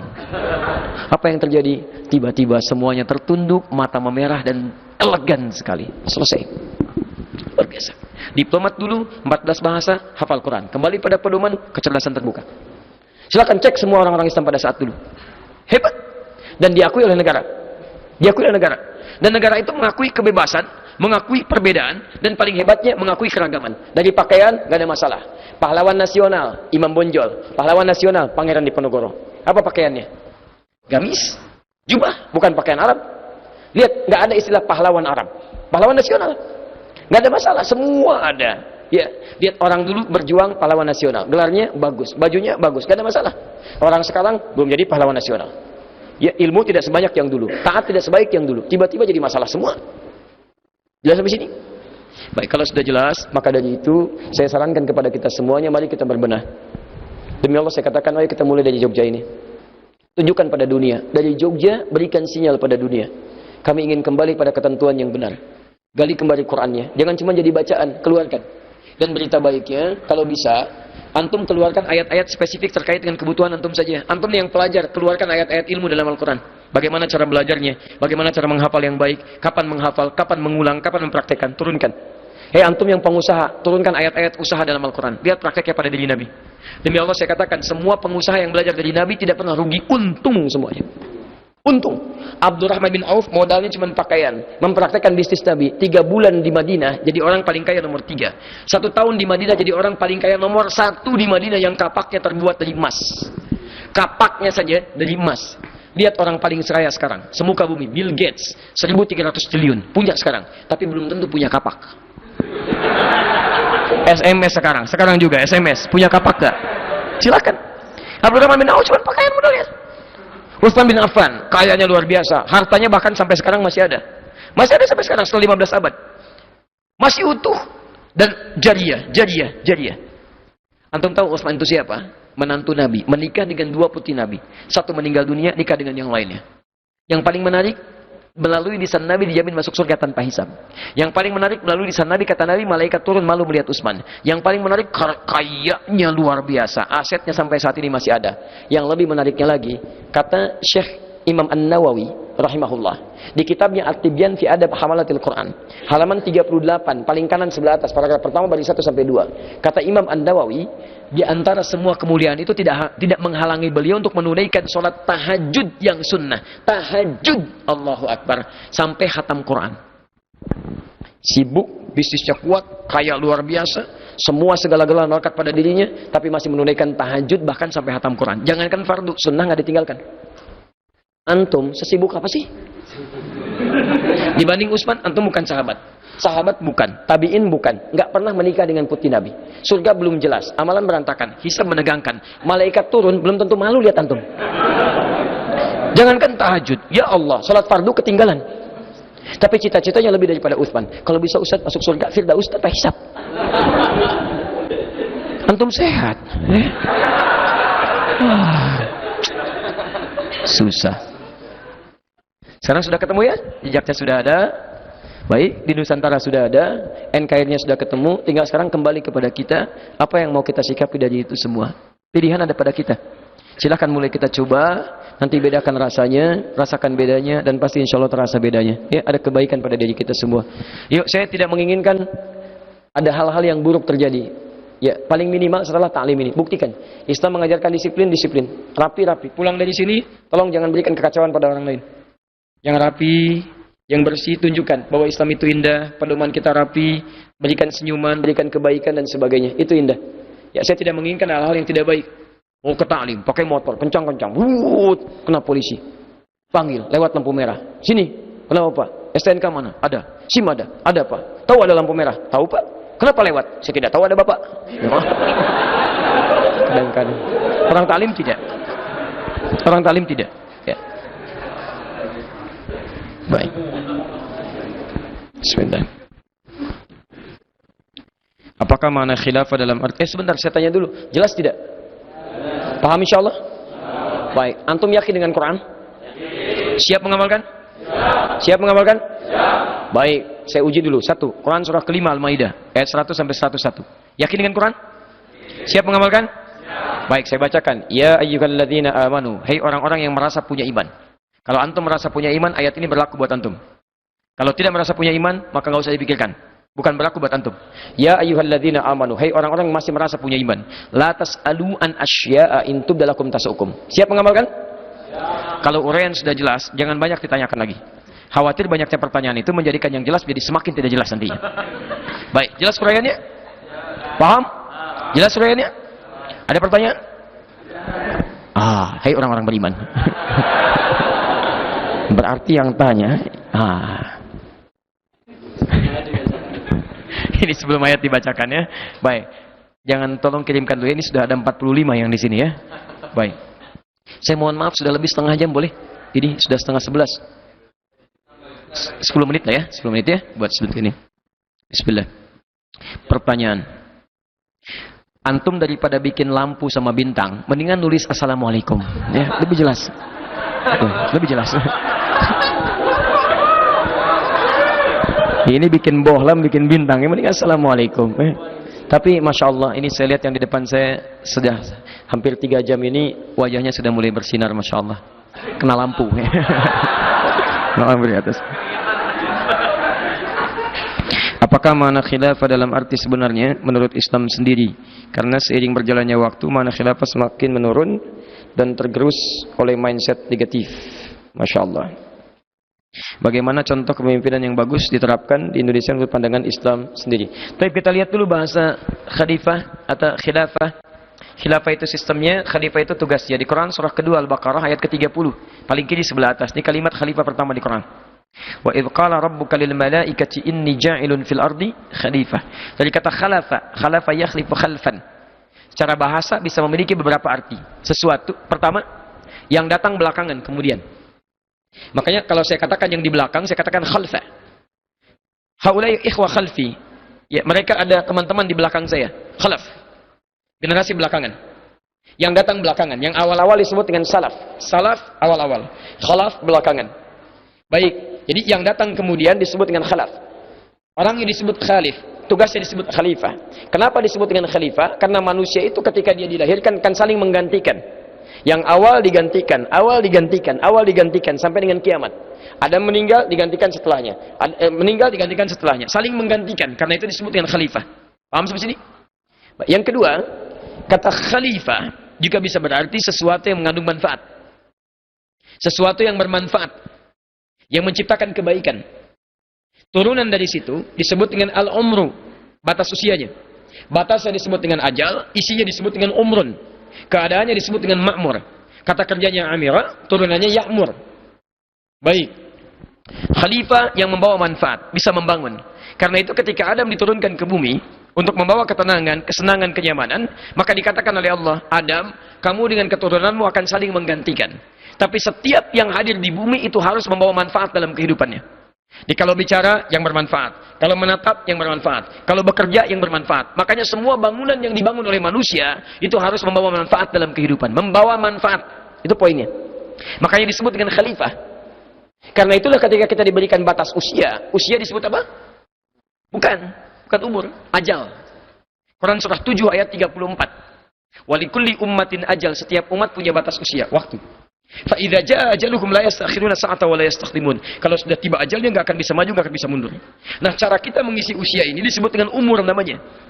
Di umur itu cara mengisinya, usianya disebut dengan ajal. Apa itu umur? Dari kata al-umru, sesuatu yang menghadirkan tadi manfaat, keberkahan, kebaikan. Jadi kalau sepanjang diberi umur, antum harus menghasilkan yang manfaat-manfaat, yang baik-baik. Jadi kalau ditanya misalnya umurnya berapa? 34 tahun. Maksudnya selama 34 tahun itu kebaikan apa yang sudah Anda hadirkan di muka bumi ini? Matanya berapa kali lihat yang baik? Mulutnya berapa kali lihat yang baik? Jangan-jangan anak 4 tahun sudah menghafal Quran. Mata buta, hafal Quran. Antum dikasih 40 tahun, 50 tahun, mata sehat, fisik kuat. Masih belum sempat hanya sekedar melihat mushaf. Antum butuh berapa tahun lagi? Alhamdulillah. Butuh berapa tahun lagi? Ayo berubah. Berubah. Jadi kalau antum sudah mendapatkan kebaikan, Masya Allah. Maka ketika pulang, enak. Dulu kami punya kawan namanya Ahmad Muzammil. Semoga Allah menyayangi beliau. Beda usia dengan saya kisaran 5-6 tahun lah. Saya sekarang 33, mungkin beliau 38. Tapi sudah meninggal dunia. Kami mengasuh pesantren dengan nama yang sama. Saya dulu waktu pertama kali dari Libya ke Indonesia, mengasuh pesantren Al-Hikmah. Di Lebak Bulus, itu untuk penghafal Quran. Mahasiswa yang tinggal di sekitaran Jakarta Selatan. Supaya tidak tinggal di tempat yang kurang-kurang baik, ditampung di situ, gratis, menghafal Quran, dan Masya Allah. Ya, belajar di sekitaran Jakarta Selatan. Beliau Ahmad Muzammil, Allahu Akbar, mengasuh Al-Hikmah juga. Fokusnya tahsin. Tahsin. Saking sayangnya Allah kepada beliau, kisaran 2-3 tahun lalu. Bulan Sya'ban, ba'da subuh, setelah sholat subuh. Gak dapat Ramadan. Ya ayyatuhan nafsul mutmainnah, irji'i ila rabbika radiyatan mardiyah. Wah, Ahmad Muzammil, pahala kamu sudah banyak. Setiap orang tahsin kamu dapat pahalanya. Enggak, setiap tahsin pahala mengalir, pahala mengalir. Setiap baca Quran 1 huruf 10 kebaikan. 10 kebaikan, 10 kebaikan. At-Tirmidzi dalam hadis 2910. Man qara'a harfan min kitabillah falahu asyru hasanat. Siapa yang baca 1 huruf dari kitabullah, 10 kebaikan mengalir bagi dirinya. Setiap tahsin dapat, sudah, kamu pulang. Adi Hidayat masih banyak dosanya, masih banyak kesalahannya. Dapat Ramadan dia, kamu tidak, pulang. Cuma dikasih bersin 2 kali. Hadsi. Ya ayat Tuhan nafsul mutmainnah. Indah pulangnya. Ahmad Muzammil bersin 2 kali, meninggal. Antum bersin berkali-kali tadi belum meninggal juga tuh. Tapi yang paling menarik adalah lihat kebaikan banyak ditenun. Mata melihat yang baik, mulut mengucapkan yang baik, kaki kepada yang baik. Itu umur namanya. Kerjanya baik, pada orang tua baik, pada pasangan baik, pada anak baik, pada segalanya baik. Jadi teman-teman sekalian, kalau ditanyakan kepada antum, apa artinya khalifah? Khalifah itu adalah pesan-pesan kehidupan yang menjadi tugas kita, misi kita saat di dunia untuk menampilkan banyak kebaikan-kebaikan. Wujudnya dua, ada kebaikan spiritual dalam wujud ibadah ritual, ada kebaikan sosial dalam hubungan muamalah dengan makhluk. Kebaikan ritual diukur berdasarkan takwa antum hubungan dengan Allah. Kebaikan sosial diukur berdasarkan takwa antum dengan makhluk. Makanya ketika disebutkan takwa di Quran sebanyak 115 kali, dibagi dua bagian. Ada hubungan dengan Allah, misal Quran surah kedua, ayat 2 sampai dengan ayat kelima. Dzalikal kitabu la raiba fihi hudal lil. Siapa orang takwa itu? Alladzina yu'minuna bil ghaib wa yuqimunas shalah. Salat ibadah ritual. Ritual. Ada yang kedua ibadah sosial, hubungan dengan makhluk. Atau hubungan dengan makhluk, antum khalifah, cari yang baik-baik, cari yang bermanfaat. Siapapun selama dia makhluk, hadirkan kemanfaatan yang baik-baik. Quran surah ketiga Ali Imran ayat 133 sampai 134. Wasari'u ila magfiratin min rabbikum wa jannatin arduha samawati wal ardu uiddat lil muttaqin. Siapa orang takwa di sini? Ayat 134-nya. Alladzina yunfikuna fis sarra'i wad dharra, yang gemar berbagi dengan sesamanya. Maaf, berbagi dengan siapa? Sesama. Quran tidak pernah menyebutkan dia muslim atau tidak. Di sepanjang Anda manusia, belum tentu tetangga Anda ini muslim semua. Mungkin ada yang non muslim. Tunjukkan kebaikan orang Islam. Demi Allah saya katakan, ketika Anda diminta berbagi, kalimat iman disebutkan di situ. Teman-teman kalau kedatangan tamu, saya akan bertamu ke rumah Anda. Anda buatkan minuman tidak? Cari makanan. Kenapa? Kenapa? Bukan karena ada tamu. Kalau orang beriman itu bukan karena tamunya datang, karena Allah perintahkan dia untuk mengerjakan itu. Man kana yu'minu billahi wal yaumil akhir falyukrim dhaifah. Siapa yang merasa beriman pada Allah dan hari akhir, muliakan tamunya. Jadi memuliakan tamu itu bukan tamunya mau datang, tapi karena Allah perintahkan. Jadi kalau tamu nggak jadi datang pun dia nggak akan marah, nggak akan kecewa karena dia selesai menunaikan perintah Allah. Sudah bikin minuman bagus, cari-cari jus yang paling enak, masya Allah. Tiba-tiba di jalan tamunya telepon, akhi, mohon maaf saya nggak bisa datang nih, ada acara ini. Karena dia mengerjakan karena Allah, bukan karena tamunya, dia nggak ada masalah. Gak apa-apa akhi, alhamdulillah, mudah-mudahan lancar acaranya. Alhamdulillah ya Allah yang telah memberikan anugerah tambahan minuman. Yummy, masya Allah, enak.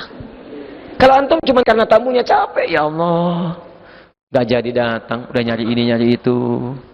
Antum belajar karena pengen lihat ustaznya atau karena Allah? Ayo, besok-besok saya uji gak datang nih. Masya Allah, belum tentu. Jadi kalau dilakukan karena Allah, itu enak semuanya, nyaman. Coba ketika berbagi, antum cek. Pernah dengar hadis ini nggak? Siapapun orang yang dalam bahasa umum bebasnya, siapa yang memasak makanan, baunya tercium pada tetangganya, maka bagilah tetangganya walaupun cuma kuahnya. Tapi tolong baca hadis dengan baik ya. Itu maksudnya kalau antum masak kuahnya saja. Kalau cuma masak kuahnya saja, maka kuahnya saja pun bagi dengan tetangga supaya dia tidak berpikir yang negatif. Antum masak kuah ayam isinya singkong.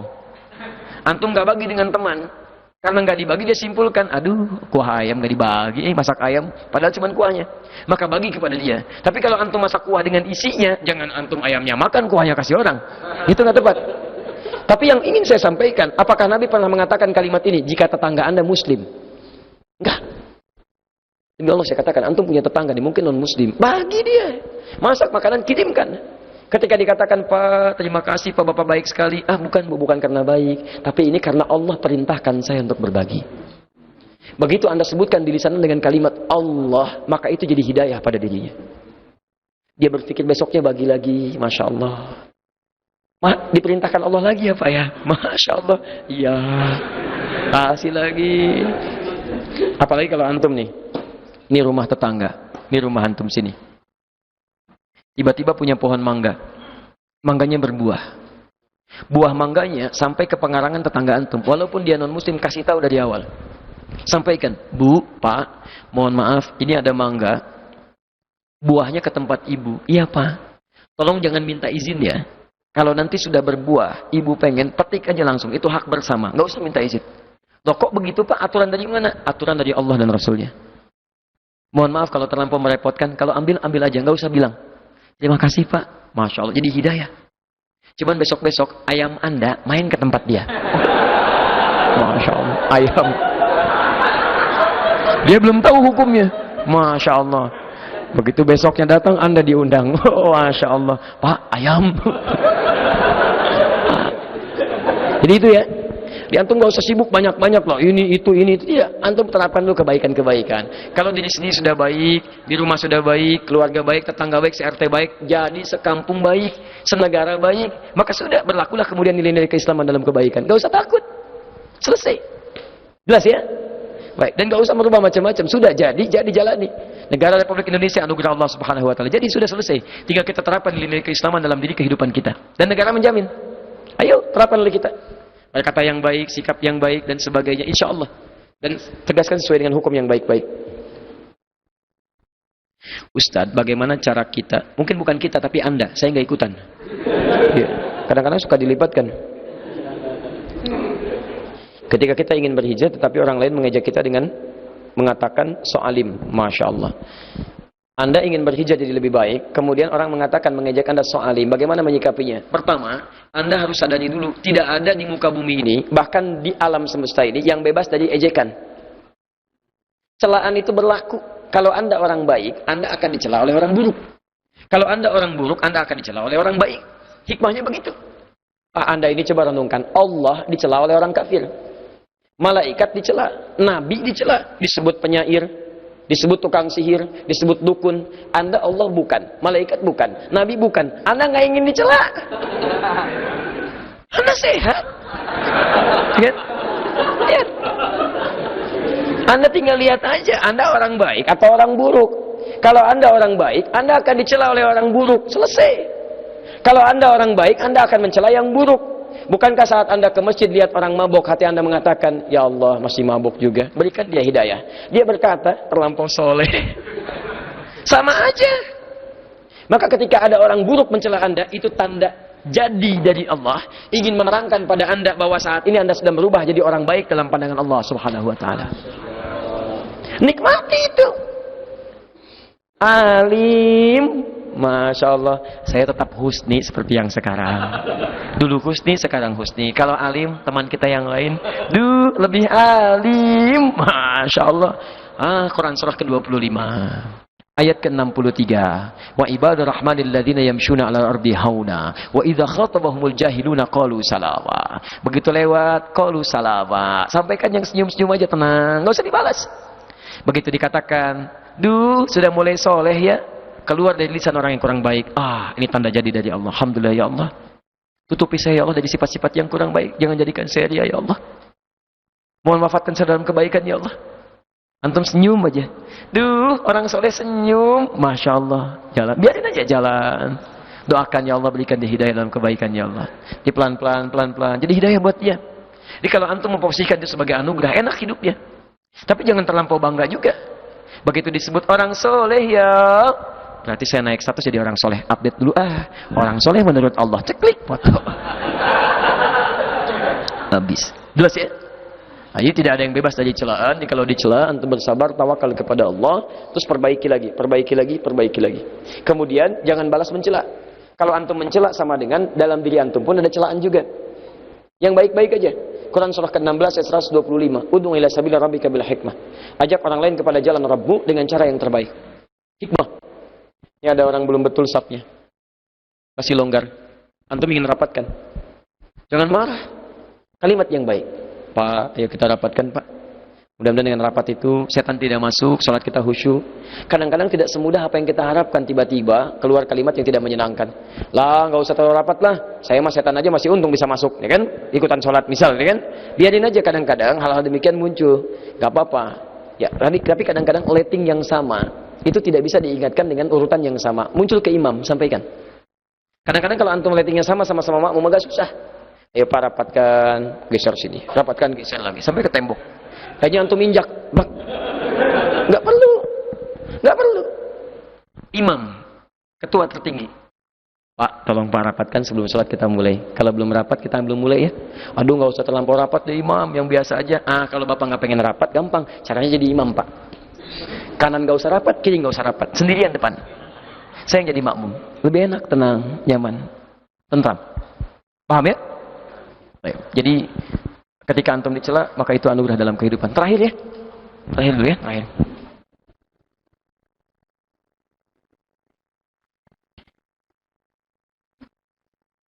Ustaz, ada 2 pertanyaan ya. Apa batasan sunnah dan bid'ah? Tolong dijabarkan dengan detail. Pertanyaan pertama, saya jawab ini saya dulu satu. Baik. Sunnah itu segala yang melekat pada Nabi sallallahu alaihi wasallam, baik perkataan, perbuatan ataupun ketetapan, dan menjadi pedoman hidup beliau. Dipraktikkan. Jadi kalau belum dipraktikkan dalam fikih itu bisa disebut dengan hadis. Melekat kepada Nabi, ya, jadi sumber hukum, boleh mengerjakan, tapi Nabi belum tentu mengerjakannya. Kalau Nabi kerjakan, jadi pedoman kehidupan, itu disebut dengan sunnah. Nah, sunnah ini ada 4 jenis. Kalau keluar dari 4 ini, baru disebut dengan bid'ah. Apa keempat jenis ini? 1, ada dalilnya, ada contohnya, detil. Jadi dalil ada, contoh ada. Paling gampang sholat. Sholat itu jelas. Dalilnya ada, contohnya ada. Dalil ada, Quran surah kedua ayat 43, wa aqimus sholat, tunaikan sholat. Contoh ada, langsung dari Nabi. Quran, hadis riwayat Al-Bukhari, nomor hadis 651. Sallu kama ra'aitumuni usalli. Salatlah kalian seperti melihat saya salat, contoh ada. Jadi kalau sudah Nabi contohkan, dalilnya ada, antum gak boleh beda. Gak boleh beda. Kalau salah, antum beda, bukan Nabi yang salah. Antum yang terlampau kreatif. Awas, jangan terlampau soleh. Kalau sudah Nabi contohkan, kerjakan sesuai itu. Contoh, An-Nasai nomor hadis 886. Antum takbir, Allahu Akbar. Saat bertakbir itu, baik tangan sejajar dengan bahu, ataupun sejajar dengan daun telinga, An-Nasai nomor hadis 1101, itu semuanya sama, cuman satu cara ketika disimpan. Ya, lihat kalimatnya, fawada'a yadahul yumna 'alal yusra, kemudian meletakkan telapak tangannya yang kanan di punggung yang kiri, letakkan di dada. Itu kalimatnya menggunakan fa. Fa itu harfu atfin, rabitin baina syai'aini bila hulun. Huruf perangkai dua peristiwa dengan cepat tanpa jeda. Jadi begitu mengatakan letakkan telapak tangan yang di punggung yang kiri, cepat, langsung, gak ada gerakan lain. Angkat, letakkan, langsung. Jelas, satu dalil, satu cara. Maka kita tidak boleh beda. Langsung kerjakan, seketika letakkan. Ya ini kadang-kadang, mohon maaf, Ustaz saya gak enak lah kalau kiri duluan. Kalau saya mau sholat, tiba-tiba kiri duluan ke sini kan gak sopan. Masa sama Allah kiri? Saya pengen yang kanan. Begitu takbir, Allah kanan masuk, kiri ditulis, malah masuk. Kadang-kadang kaki naik dikit, gitu kan? Ini saya mohon maaf, saya tidak bermaksud menyalahkan ya. Tapi coba kita cari dulu dalilnya. Kalau antum ada dalilnya, kemudian dikaji benar, saya akan sampaikan saya keliru. Yang benar dari anda. Tapi saya di rumah itu setidaknya punya koleksi 1235 kitab hadis. Dari yang paling sahih sampai yang paling palsu, itu saya nggak temukan. Di kitab hadis palsu aja, itu nggak ditemukan yang begini. Jadi pemalsu hadis saja tidak tertarik memalsukan hadis itu. Saking jelasnya. Terus antum pengen ikutan gitu kan? Nah, jadi jangan buat dunia jadi aneh gitu ya. Nah, dan itu bagian pertama. Di contoh ada, dalil jelas. Yang kedua, dalil ada, contoh sementara. Kunut misalnya. Kunut itu dalilnya ada. Contohnya sementara. Di Nabi di awal-awal pernah berdoa, ya. Ya peristiwa Biur Maunah itu. Ada sekelompok sebagian sahabat datang kepada Nabi mengatakan, mohon maaf, disebut sahabat karena awalnya nampak seperti sahabat. Padahal dia pura-pura. Ya. Kemudian dia datang mengatakan, di tempat saya mendol desa masuk Islam semuanya. Maka Nabi senang diutus dan 70 orang sahabat. Penghafal Quran. Berangkat ke sana, begitu sampai sana diberikan berita kepada Nabi, beliau sedang sholat. Dalam riwayat disebutkan dari Imam Malik akan ruku, riwayat yang lain disebutkan saat bangkit dari ruku. Tiba-tiba disebutkan ya Muhammad SAW, ternyata mereka kemudian disiksa dan dibunuh. Maka Nabi kemudian merasa kecewa, menyampaikan dengan jiwa kemanusiaannya, bermohon kepada Allah, Allahumma adzibhum, Allahumma al'an bani kita, ya Allah tolong laknat si fulan, tolong hukum si fulan, tolong disebutkan. Sampai turunlah Quran surah ketiga Ali Imran ayat 128 sampai 129. Laisa laka minal amri syai'un aw yatuba 'alaihim aw yu'adzibahum fa innahum zalimun. Muhammad, kamu tidak punya hak untuk menghukum seseorang atau memberikan hidayah karena mereka berbuat zalim. Maksud Quran ini, kalau ada kesalahan terjadi, jangan cepat minta dihukum, karena ini baru awal tugas masa kenabian. Kalau cepat minta dihukum, nanti umatnya habis, sedangkan engkau itu nabi untuk seluruh alam sampai batas akhir manusia. Maka dilatih Nabi kemudian untuk menguatkan kesabaran. Maka dari situlah kemudian disebutkan dalam riwayat Nabi tidak mempraktekkan itu lagi, tapi mengganti doa dengan kalimat-kalimat yang baik. Kalimat-kalimat yang baik yang berpengaruh ketaatan disebut dengan kunut namanya. Allahumma hdini fiman hadait, wa afini fiman afait, wa tawallani fiman tawallait, wa barik li fima atait. Ya, dan seterusnya. Kemudian diajarkan pada cucunya diantaranya Al-Hasan, termasuk Ibnu Umar, belajar itu. Nah, ada riwayat menyebutkan Nabi tidak mempraktekkan itu lagi, tapi sebagian sahabat membaca dibiarkan oleh Nabi. Ibnu Umar mengatakan kadang-kadang Nabi mempraktekkan. Ulama kemudian melihat karena sahabat ada yang pernah mempraktekkan, didiamkan oleh Nabi, dan Nabi kadang-kadang mempraktekkan, kadang-kadang tidak. Ada yang menyebutkan tidak mempraktekkan. Maka ulama sepakat bahwa kunut itu kalaupun mau dikerjakan itu tidak ada masalah. Tapi pilihan kita ada 3 bagian. Pertama, nggak kerjakan, nggak apa-apa, karena Nabi pun tidak mengerjakannya setelah itu. Riwayat demikian. Ada yang mengatakan mau dikerjakan, silakan. Karena sebagian sahabat mengerjakan, Nabi mendiamkan. Maka Imam Abu Hanifah memilih tidak mengerjakannya. Imam Malik, Imam Syafi'i memilih mengerjakannya. Imam Malik mengerjakannya sir, tidak dikeraskan. Dan sebelum ruku.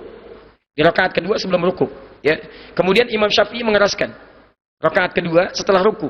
Ya. Allahumma hadini fiman hadait. Kalau jadi imam, Allahumma hadina fiman hadait. Imam Ahmad bin Hanbal memilih yang ketiga, menengahi. Ini kan sebelumnya nggak ada doa itu. Ada peristiwa besar, ada doa itu. Setelah peristiwa yang nggak ada, nggak dibaca lagi. Maka disimpulkan oleh beliau, maka doa itu dibacakan jika ada peristiwa besar saja membutuhkan doa. Peristiwa besar membutuhkan doa disebut dengan nazilah. Maka setiap ada peristiwa nazilah, maka dibacakan doa kunut tadi. Ditambahkan dengan doa-doa yang lainnya. Di semua hampir waktu-waktu salat, terutama yang jahar. Maka ulama sepakat ketiga-tiganya. Walaupun Imam Ahmad mengatakan nazilah, Imam Syafi'i mengatakan dijaharkan, Imam Malik mengatakan disirkan, Abu Hanifah tidak mempraktekannya, namun mereka semua bersepakat bahwa tidak saling menyalahkan kalau ada yang ingin menggunakan. Jadi contohnya sementara, dalilnya ada. Kalau ingin dipakai silakan, tidak juga silakan. Yang salah, yang tidak sholat subuh. Jelas selesai. Ya, saya pernah di Tripoli kedatangan tamu dari Indonesia, sampaikan, Ustaz, sekarang alhamdulillah di Indonesia Muhammadiyah NU kompak. Sekarang udah nggak ada kunutnya. Insya Allah saya bilang bisa begitu Pak. Iya, karena sama-sama nggak ke masjid, sholatnya di rumah semua. Ya itu poinnya teman-teman sekalian. Ya, yang ketiga, dalil ada, contoh tidak ada. Ini pun bukan bid'ah, hati-hati. Hati-hati, kadang kalimat-kalimat gak lengkap. Setiap yang gak ada contohnya bid'ah. Tolong pelajari dulu dengan baik. Karena ada juga yang dalil dari Nabi tapi contoh tidak ada. Misal, Nabi pernah jalan dengan Khalid bin Walid.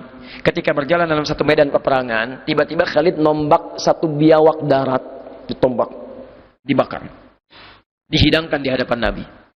Tapi Nabi diam aja gak makan. Ternyata Khalid makan, dites oleh Khalid, haram gak didiamkan Nabi? Dimakan, ternyata Nabi mendiamkan. Terus sampai dimakan sampai habis oleh Khalid.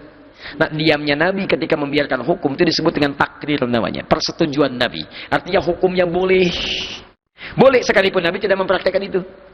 Nah, sekarang pertanyaannya kenapa Nabi nggak praktekkan? Karena tidak semua yang kemudian jadi boleh itu cocok buat Nabi. Atau bisa beliau gunakan. Bagi Nabi kalau ada kambing ngapain makan biawak? Kalau ada ayam kenapa makan biawak? Tapi bagi Khalid, saya ini kan orang medan perang, orang lapangan. Nabi kadang di lapangan, kadang bimbing umat. Kalau saya kan tidak setiap hari bersama umat, tidak setiap hari dapat kambing guling, ayam bakar dan sebagainya. Saya harus punya tap ini, biawak guling. Kalau saya tidak uji ini, saya nggak akan tahu mana yang halal, mana yang haram. Makanya saya makan untuk menguji di hadapan Nabi ini halal nggak, haram nggak. Hukum itu yang kemudian bisa diambil oleh para tentara kita, pasukan khusus. Ada Denjaka dari marinirnya, ada kemudian Kopassus dari daratnya, ada Paskas dari angkatan udaranya. Ketika mereka muslim beriman, berperang, gerilya kemudian di hutan. Kalau nggak pernah belajar prinsip ini, bagaimana bisa menerapkannya? Kan nggak dapat kambing guling tuh, nggak dapat ayam bakar. Susah. Mau seperti apa kalau nggak dicoba susah. Akhirnya apa? Puasa, kata musuhnya, nggak usah ditembak, nanti mati sendiri. Jadi teman-teman sekalian, ada yang ketiga, yang keempat, ini yang dahsyat. Dalil tidak langsung, contoh nggak ada. Dalil yang nggak langsung di Quran nggak ditemukan, di hadis jangankan yang sahih, yang palsu aja nggak ada. Tapi cuma bisa dilihat lewat analogi, kias namanya, kias. Contoh, zakat fitri. Antum kalau zakat fitri, yang antum sebut fitrah itu pakai apa? Beras misalnya. Coba cari dalam hadis. Nggak usah antum tunjukkan hadis sahih, hadis palsu aja. Pernah nggak Nabi zakat pakai beras? Sampai kiamat kurang 2 hari, antum nggak akan temukan. Sehari lagi buat sadar, ngapain antum nyari? Nabi zakatnya kalau nggak pakai kurma, pakai gandum. Karena makanan pokok beliau itu sampai sekarang makanannya itu. Makanya kata Muawiyah ketika beliau menyampaikan dibawa ke Syam, berkuasa beliau menyampaikan ada irbun, ini makanan pokok. Jadi kalau makanan pokok antum dimakan di tempatnya walaupun bukan kurma dan gandum boleh jadi kemudian bagian dari zakatnya. Tapi contohnya nggak ada dari Nabi. Dalil langsungnya tidak ada, metodologinya kias, ini pun bukan bid'ah, tapi masuk dalam kategori yang diperkenankan dalam agama. Tinjauannya dalam syariat, disebut dalam fikih, kaidahnya kaidah fikih, usulnya dasarnya usul fikih. Diturunkan di situ. Nah, jadi tadi makanan pokok antum apa? Beras, nasi, Masya Allah. Tadi beras, Masya Allah, sekarang jadi nasi, Alhamdulillah. Ya, saya sepakat nasi ya. Kalau beras itu makanan pokok bagi hewan yang bertembolok ya. Ayam itu beras, bebek itu beras ya. Alhamdulillah, sampai hari ini saya masih nasi. Asalnya dari beras maka boleh dipakai zakat. Di luar yang 4 itu baru kemudian disebut dengan bid'ah. Dalil sudah tidak ada, contoh tidak ada, kias juga tidak ada, dan dianggap sebagai bagian dari ibadah. Maka itu yang keluar dari tuntunan. Salat subuh berapa rakaat? Tiba-tiba ini 3. Ustaz, saya banyak dosanya Ustaz, belum tentu dimaafkan oleh Allah Ustaz. Besok saya mau salat subuh 4 rakaat aja. Enggak bisa. Antum mau sebanyak apapun dosanya tetap 2 rakaat. Puasa sudah bagus Senin, mau tambah Kamis, boleh. Senin Kamis sudah konsisten Ustaz, sekarang saya mau puasa Aimul Bid, boleh. Ada lagi nggak yang lain Ustaz? Boleh, puasa Daud namanya. Daud, sehari puasa, sehari tidak. Begitu temannya melihat, dia puasa Daud. Saya pun pengen sholat Daud, sholat Daud. Subuh sholat, duhur tidak. Ya Masya Allah. Ya, kemudian asar sholat, maghrib tidak. Itu nggak ada, itu bid'ah. Itu bid'ah. Jelas ya? Nah, itu nggak ditemukan. Jadi teman-teman sekalian, antum mesti teliti dalam melihat sesuatu. Jangan dulu cepat simpulkan. Tapi kalau memang itu nggak ada, nggak usah repot antum. Capek. Allah itu bikin kita mudah, kenapa bikin susah?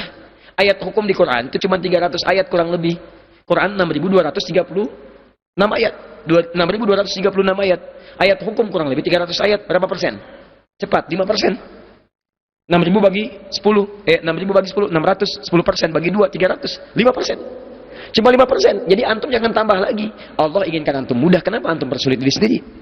Tapi untuk menetapkan itu sunnah atau bid'ah, antum harus teliti. Jangan cepat menyimpulkan, lihat dulu, turunkan dulu. Kalau tidak sesuai, tinggalkan. Kalau baik, kerjakan. Awas, sekarang ini orang banyak kena penyakit kutil di Indonesia. Kutil, kurang teliti. Semua disimpulkan, terutama media nih. Lihat ini baru melihat itu, framing, tampilkan, itu bahaya. Bahaya itu penyakit tuh. Saya pernah dengar kisah itu, ada seorang wartawan pengen dapat berita hebat. Semua cara dicari. Datang, terjadi kecelakaan, tabrakan besar. Pengen foto, semua orang berkerumun. Karena nggak punya akses, cari cara. Saya ayahnya korban, saya ayahnya korban. Ayahnya korban. Ya orang yang berkerumun kan kaget, ayahnya korban, jadi dikasih jalan. Begitu dikasih jalan, mau foto depan korbannya, waduh, langsung mukanya pucat. Keringat dingin keluar. Ternyata yang ketabrak anak monyet. Masya Allah. Jadi kagok. Mau meralat sudah bilang ayahnya korban, ayah korban. Mau dipoto bingung kan? Nah, itu kadang-kadang dalam keadaan tertentu. Ya. Itu ada di Quran surah ke-49 ayat yang ke-6. Awas, ya ayyuhalladzina amanu in ja'akum fasiqun binaba'in fatabayyanu. Hati-hati. Cek dulu, dicek dulu supaya apa? Supaya nanti di akhir-akhir antum tidak menyesal bahwa apa yang telah antum kerjakan ternyata salah. Jelas ya? Paham sampai sini? Cukup dulu ya? Sudah jam 11 ya? Ada apa, Pak? Amalan Dzulhijjah. Ada lagi selain ini? Baik, terakhir saya cepat ya. Amalan Dzulhijjah pertama, hadis riwayat Al-Bukhari nomor hadis 518. Baik. Dari Ibnu Abbas radhiyallahu taala anhuma, "Ma min ayyamin al-amalu shalihu fiha habbu ila Allah min hadhil ayyamil ashri." Baik, tidak ada amalan yang paling dicintai oleh Allah kecuali di 10 hari pertama bulan Dzulhijjah. Apa amalannya? Disebutkan oleh Nabi amal soleh. Setiap amal soleh yang dikerjakan di bulan-bulan Dzulhijjah, terutama di awal Dzulhijjah, tanggal 1 sampai 10, itu dicintai oleh Allah Subhanahu wa taala. Ketika dicintai, statusnya naik. Naik pertama senilai dengan jihad fisabilillah. Walal jihadu fisabilillah, qala walal jihadu fisabilillah. Tidak senilai dengan jihad fisabilillah. Jadi lebih tinggi. Ya illa rajulun kharaja bi nafsihi wa malihi wa lam yarji bidzalika min syai'. Dikecuali seorang berjuang dengan jiwa dan hartanya, kemudian dia tidak kembali lagi. Yang pertama silakan tingkatkan amal saleh. Apa di antara amal salehnya paling gampang? Antum keluarkan semua jenis amal saleh di Quran. Bagaimana cara mencarinya? Cari kalimat iman. Setelah ada kalimat iman, setelahnya amal saleh. Wal 'asr innal insana lafi illa alladzina amanu wa amilus shalihat. Nah, bentuknya apa? Cari kalimat iman dengan setiap bentuknya. Misal kalimat yang pertama Al-Baqarah ayat 3. Alladzina yu'minuna bil ghaib, iman. Setelahnya amal saleh, wa yuqimunas shalah. Wa mimma razaqnahum yunfiqun, infak amal saleh. Ya, jadi silakan tingkatkan salatnya, salat sunnahnya keluarkan, infak tingkatkan, interaksi dengan Al-Qur'an. Walladzina yu'minuna bima unzila ilaik. Kalau antum ingin lebih banyak lagi, saran saya nanti puasa. Abu Dawud nomor hadis 2426. Ya, di buku saya di tuntunan praktis Idul Adha, halaman ketiga paling kanan sebelah bawah. Hadisnya dari Hunaidah, disampaikan dari istri Nabi sallallahu alaihi wasallam. An ba'di azwajin Nabi sallallahu alaihi wasallam qulna, Lihat kalimatnya, kana Nabi sallallahu alaihi wasallam yasumu tis'an min Dzulhijjah. Adalah kebiasaan Nabi sallallahu alaihi wasallam berpuasa 9 hari pertama di bulan Dzulhijjah. Tanggal 1 sampai 9, perbanyak puasa. Kalau antum tidak kuat 9 hari, antum ambil tanggal 9-nya. Hadis Muslim hadis 1162. Ya siyamu yaumi Arafah.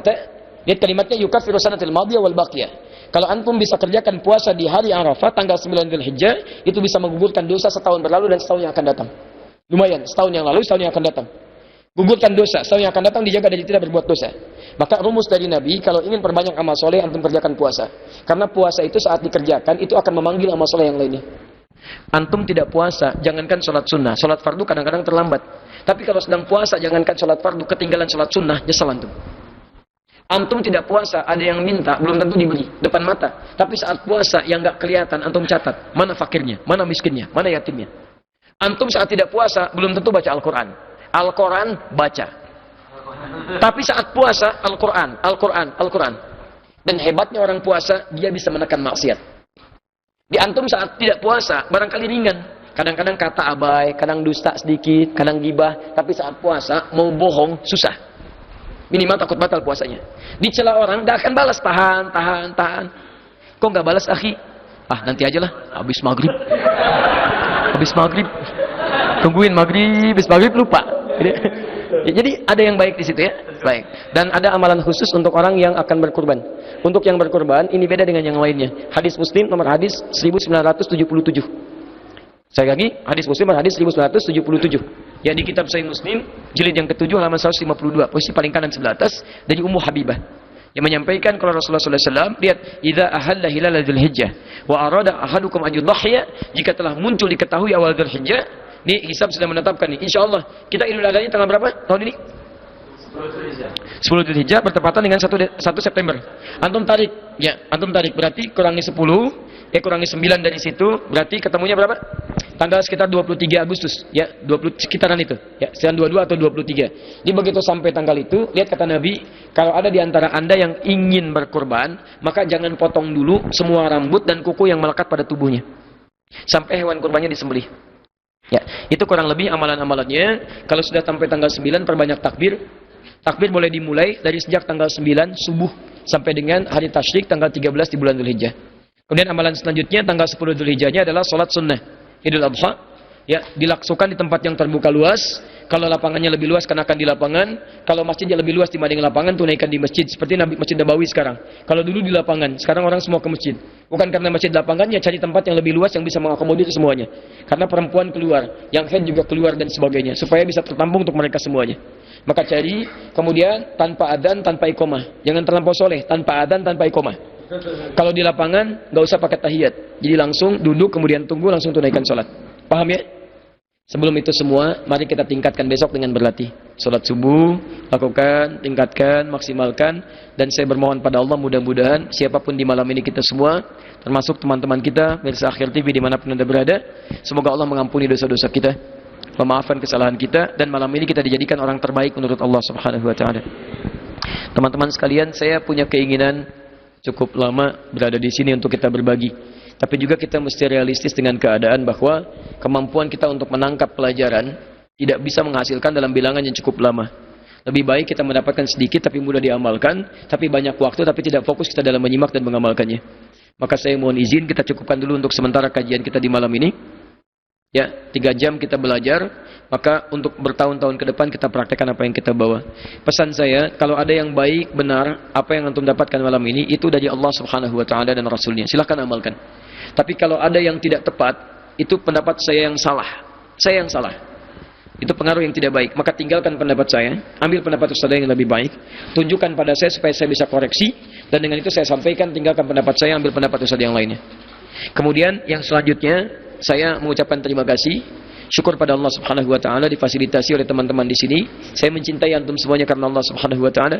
Maka mari kita jadikan semua rasa cinta ini untuk syukur kepada Allah dengan mengamalkan kebaikan. Terima kasih pada teman-teman di PWM Muhammadiyah Yogyakarta, teman-teman Kokam dengan fastabiqul khairatnya, Quran surah kedua ayat 148. Ya, walikulli wijhatun wa muwalliha fastabiqul khairat. Setiap orang punya orientasi beda-beda. Ada orientasinya bekerja, berbisnis, macam-macam. Antum orientasinya menegakkan kebaikan-kebaikan dengan unsur kepemudaan. Semoga Allah balas kemuliaan itu semua dan menjadi pahala akhirat untuk antum semuanya. Baik, teman-teman semuanya yang telah hadir di sini, juga aparat kepolisian yang berjaga, teman-teman yang lainnya, semoga semua jerit payahnya, lelahnya diberikan yang terbaik oleh Allah Subhanahu wa taala. Terakhir, saya dengar ada para penghafal Quran di sini. Berapa orang? 30 orang. Yang sudah hafal Quran berapa orang? 30 juz. 2 orang. Ada orangnya. Baik, taib. Yang 2 orang insyaallah dari akhir kita berikan apresiasi, masing-masing mendapatkan 5 juta rupiah, dan untuk yang sisanya kita berikan 10 juta untuk dibagikan. Jadi kita ikutan, nanti kita berikan 20 juta, tolong titip 5 juta untuk yang telah hafal Quran, dan 10 juta dibagikan bagi yang penghafal sisanya. Mudah-mudahan untuk membantu, untuk kami saya tidak bisa berikan apapun. Saya sangat mencintai para penghafal Quran. Ya, kalau ada yang bisa saya berikan apa yang terbaik untuk antum. Ya, mudah-mudahan jadi kebaikan untuk semuanya. Saya mohon maaf kalau besok saya harus kembali dan jam 6 kami sudah take off. Terima kasih teman-teman semuanya. Insyaallah nanti kalau ada kuota buku, ya, saya sebut kuota karena kadang-kadang suka habis, ya. Baik, nanti insyaallah kita kirimkan khusus untuk Idul Adha. Ya, nanti kita lihat kalau yang di Alisan, di Palembang dan beberapa sudah tersalurkan, kita kirim kemudian ke Jogja untuk bisa dibagikan. Nanti silakan dikoordinir sesuai dengan keadaannya masing-masing. Nah, itu tidak dijual. Antum silakan dapatkan, silakan antum untuk pelajari dan bisa diamalkan dalam kebaikan. Kalau bisa sih disinergikan, misalnya dari beberapa masjid dari daerah-daerah yang ada, titipkan supaya bisa dibaca dengan teman-teman yang lainnya. Cukup ya? Subhanakallahumma wa bihamdika asyhadu an la ilaha illa anta astaghfiruka wa atubu ilaik. Wa akhiru da'wana alhamdulillahi rabbil alamin. Allahu minkum. Assalamualaikum warahmatullahi wabarakatuh.